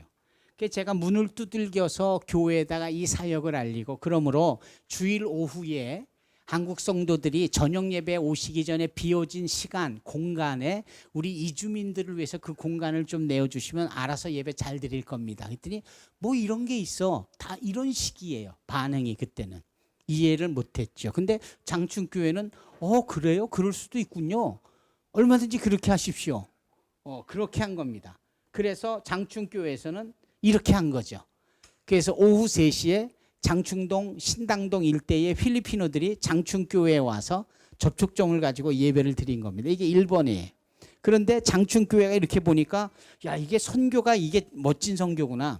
그래서 저한테 요청을 했어요. 이 필리피노 펠로십을 우리 교회가 아예 어덥션 이렇게 수용하고 우리 교회의 일원이 돼도 될까요? 얼마든지 그렇게 하시라고. 그게 이제 2번인 거죠. 아예 장충교회에 이 필리핀 펠로십이 아예 자리를 잡은 거예요. 그런데 이들이 보니까 장충동 이 신당동 일대 몽골리안도 많고 터키인도 많고 그러니까 어떻게 해요?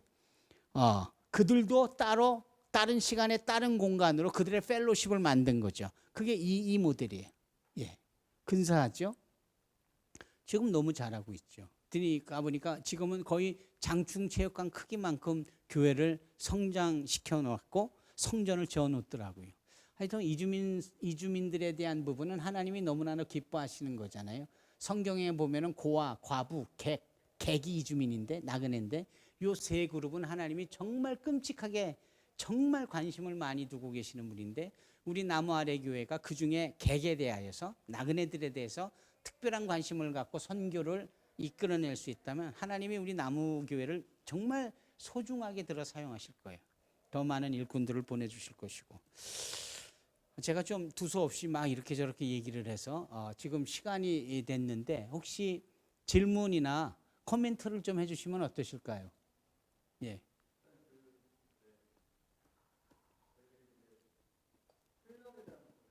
네.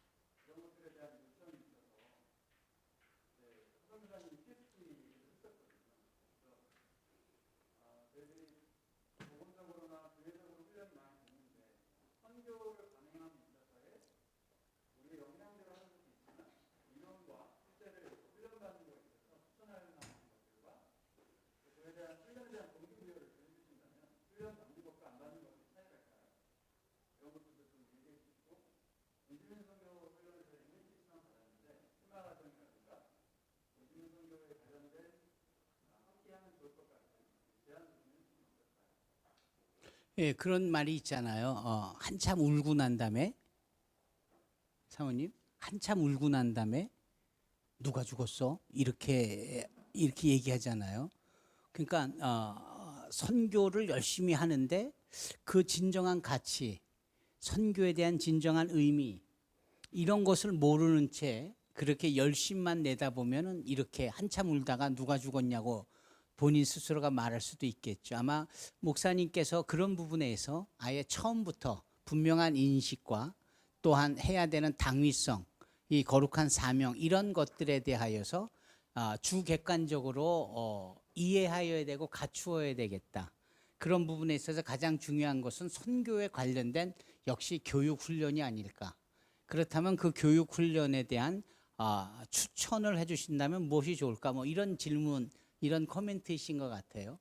근데 이제 가장 중요한 것은 역시 미션 퍼스펙티브라는 PSP라는 퍼스펙티브 관점이죠. 관점.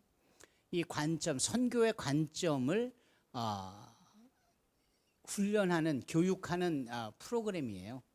이거는 전 세계적으로 인준이 되어졌고 이 부분에 대해서는 많은 교회가, 한국 교회가 지역적으로 이 사역을 감당하고 있기 때문에 그 교육을 받게 되면 적어도 선교에 대하여서 아주 큰 숲을 보듯 하는 시각이 생기고 그 숲을 이루고 있는 나무 하나하나의 세밀한 부분까지도 캐치를 할 수 있는, 그래서 결국은 이 PSP를 하다 보면 정답은 이주민 선교구나. PSP에서는 그런 이주민 선교라고까지 귀결해 주지는 않지만 그러한 이해도는 갖게 되어질 겁니다. 그래서 뭐 우리나라의 한철호 선교사가 그 부분에 또 사역을 하고 있고, 또 하나는 카이로스라는 교육 훈련 프로그램이 있어요. 이 PSP는 어떤 경우냐면은 예를 들어서 강의가 15개다라고 할 때 15개의 강사들이 토시 하나 안 틀리게 반복적으로 훈련되어져서 하다가 아까 저처럼 삼천포로 빠지지 않고 할 얘기만 하는 그런 부분이에요. 그래서 강사가 한 명만 이렇게 없어도 그 전체 PSP가 어렵게 되어지는, 그래서 상당히 강사 위주의 프로그램이 PSP인 거예요. 그래서 대단히 수준 높은 퀄리티 좋은 교육 훈련은 되겠습니다만 이게 운영을 해나가는 데 있어서 많이 어렵다. 특히 선교지에서 이 사역을 하고 싶은데 그러면 15명의 강사가 거길 다 가야 되느냐, 뭐 이런. 그래서 한 사람이 이 부분을 충분히 이해하고 반복적으로 참여해서 습득을 해서 강사들의 내용을 동영상으로 캐치를 하고 그걸 보여주고 본인이 훌륭한 퍼실리테이터가 되어져서 전체 프로그램을 15주면 15주 동안 진행하는 이 내용이 카이로스 프로그램이에요. 그래서 내용은 똑같은데 방법의 적용이 사뭇 다른 것이 PSP와 이 카이로스다. 그래서 이 두 가지는 웬만한 선교 훈련에 공통적으로 요구되어지는 프로그램이에요. 그런데 이주민 선교에 대해서는 PSP 수준의 것이 바로 MMTS입니다. 그래서 다른 나라에서도 우리의 그 MMTS의 교육을 이 영어 버전이나 다른 나라 언어의 버전으로 해서 적용을 하려고 하거든요. 이제 이런 부분이 하나 있고요. MMTS를 우리가 이번에 줌을 통하여서 온라인으로 잘 했는데 해보니까 지금 지적해 주신 것처럼 온라인으로 대단히 효과적인 면이 있더라. 특히 학업이라든지 또는 직장 생활을 하고 계신 곳을 초소 삼아 참여하는 그 참여도가 상당히 높고 유연하고 편리하다는 것을 알았어요. 그래서 사람이 모아지면 언제든지 MMTS는 진행이 되어질 수 있다. 그 MMTS를 이번에 하신 이상한 목사님 중심으로 이곳에서 그 부분을 organizing도 할 수 있겠다 하는 생각이 있고요. In depth of MMTS, MMTS 심화 과정은 조금 더 전문성 있게 8주 2개월 동안 진행함으로 이주민들 입장에서 외국인 사역자 입장에서 그분들의 이야기를 듣는 겁니다. 그리고 우리가 그분들에게 보니까 이렇더라 해서 이렇게 해주기를 원하지만 정작 그들이 원하는 것, 그분들의 입장에서 우리가 들어주는 이런 훈련 프로그램이 바로 MMTS 심화 과정이거든요. 특히 이 문화 지수라는 것, 이 단일 문화권에서 다문화 사역을 하기까지 우리가 놓치고 있는 부분이 너무 많거든요. 그들이 가지고 있는 트라우마나 갈등적인 요소를 우리가 이해하고 총체적 선교 차원에서 그들을 입장에서 돕는 것. 그러니까 가해자 입장을 이해해서 문제를 해결하기보다 피해자 입장에서 이 상황을 어떻게 돌파하고 극복하고 이겨나가게 하는가. 이런 부분에 주된 것이 이 MMTS 심화 과정이거든요. 이건 10월 달부터 우리가 준비하고 있는데요.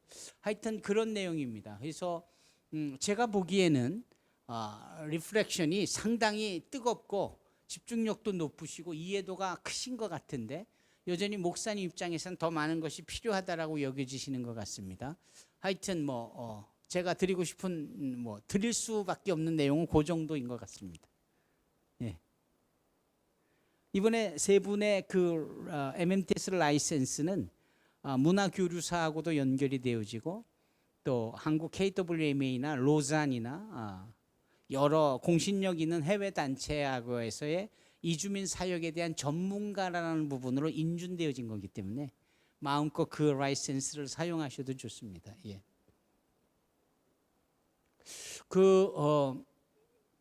이거 끝나면 이제 식사들을 하실 거잖아요. 이주민 선교에서 가장 중요한 게 식사입니다. 함께 먹는 거. 예. 함께 먹는 것은 우리 주님의 방법이셨어요. 그래서 주님은 항상 먹는 것을 전체 선교의 기본 틀로 구성을 하셨어요. 먹는 자리에서 당신의 복음이 증거되어졌고 먹는 자리에서 제자를 교육했습니다. 먹는 것에 대해서만큼은 주님이 왜 이렇게 먹을 걸 밝히시지? 라고 여길 만큼 그렇게 그 사실을 아시나요? 예수님께서 하도 그러니까 심지어는 요한계시록 3장에 보면은 볼지어다 내가 문 밖에 서서 두드리노니 누구든지 내 음성을 듣고 문을 열면 내가 들어가 그와 더불어 뭐하여? 먹어요. 또 그는 나와 더불어 먹어요. 먹는 걸 되게 중요하게 여깁니다. 이주민 선교를 가장 잘하는 방법은 함께 먹는 거거든요. 예. 먹는 자리로 초대하고 내 음식을 만들어 먹이고 그들이 먹는 음식을 내가 과감하게 먹어주는 것. 누가복음 15장에 따르면 듣도 못한 이 바리새인들이 제자들에게 이렇게 말하잖아요. 아니 당신 스승은 왜 그렇게 죄인과 세리와 창기와 함께 먹느냐고. 먹는 것까지는 우리가 왈가왈부할 이유가 없지만 왜 죄인들과 세리와 창기하고 먹느냐고. 이런 시비를 거는 거거든요. 이 시비가 결국은 크게 발전해서 예수님이 못 박혀 죽게 되어지는 일까지 이루어지는 거거든요. 그 예수님의 십자가에서의 고난과 죽음의 단초는 예수님이 너무 먹을 걸 밝히셨다. 근데 이제 보니까 먹을 걸 밝히신 분이 아니라 먹는 거에서 서로 간의 문화의 벽을 넘어가고, 예? 그렇잖아요. 우리가 찌개를 끓여서 이렇게 내 침이 네 침 안에 거하고 네 침이 내 침 안에 거하고.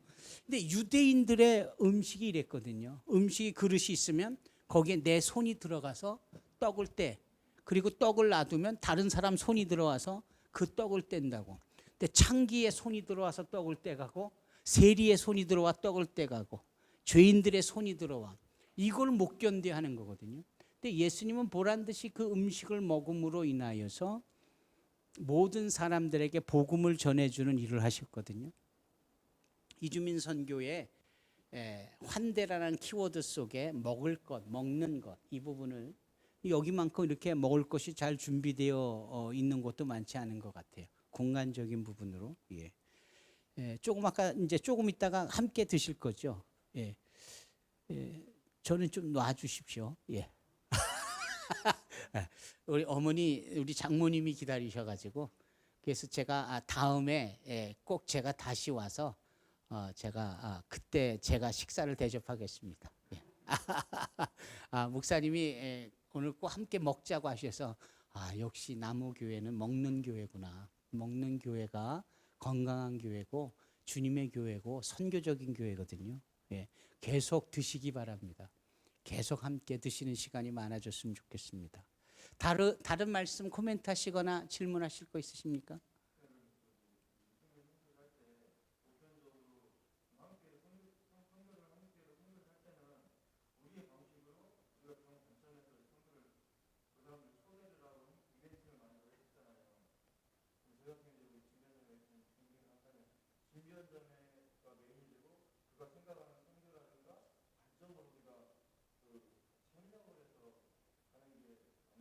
그럼요.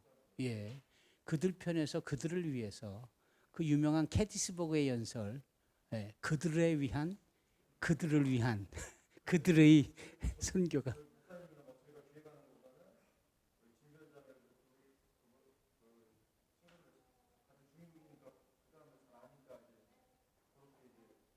같은 중국이니까 중국에 대해서 너무도 잘 아시겠지만 선교에 대해서는 목사님만큼 아는 분이 계실까요? 또 그래서 선교의 관점과 중국이라는 관점이 함께 이렇게 대화 속에서 준비가 되어져야 되죠. 그리고 앞에서 주도할 수 있도록 진변자매가 주도할 수 있도록 뒤에서 우리 한인 성도들이 힘을 모아주고 동의와 격려를 해주고 그래서 그들을 위한 그들에 의한 그들의 선교를 하는 것 이게 이주민 선교의 매력이고요. 중요한 부분입니다. 귀한 말씀해 주셨어요. 예. 우리가 그들을 이해해서 우리 편으로 하려고 그러면 뭐 그들은 이 생각을 하고 있는데 우리는 이럴 것이다 해서 우리식으로 제가 그런 말씀을 자주 드려요.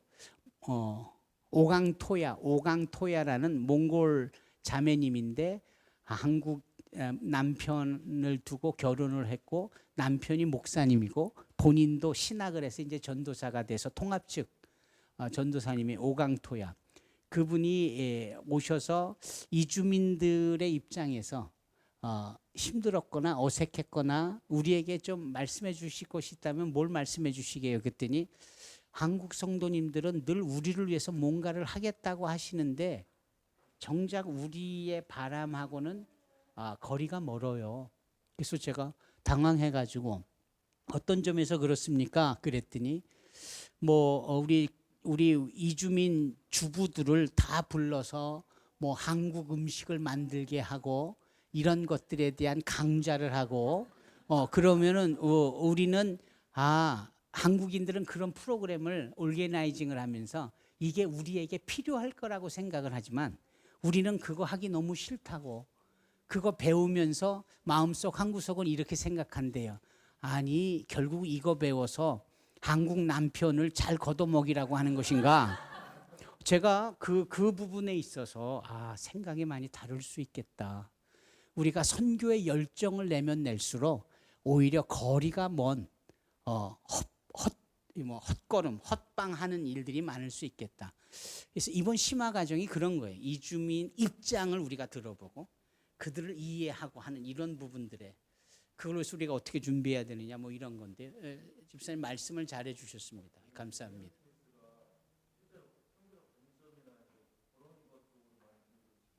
네네네. 네.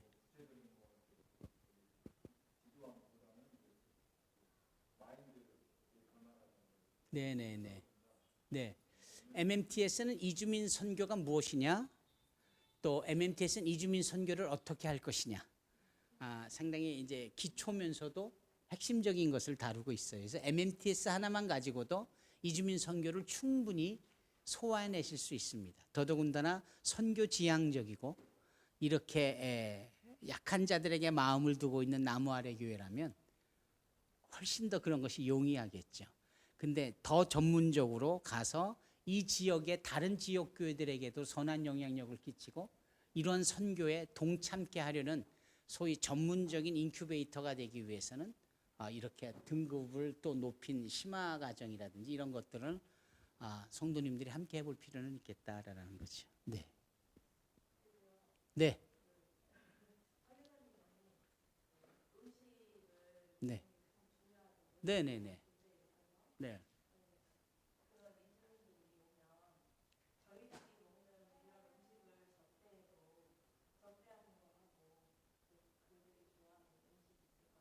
네, 네, 네. 네. 네, 네. 네, 네. 네, 네.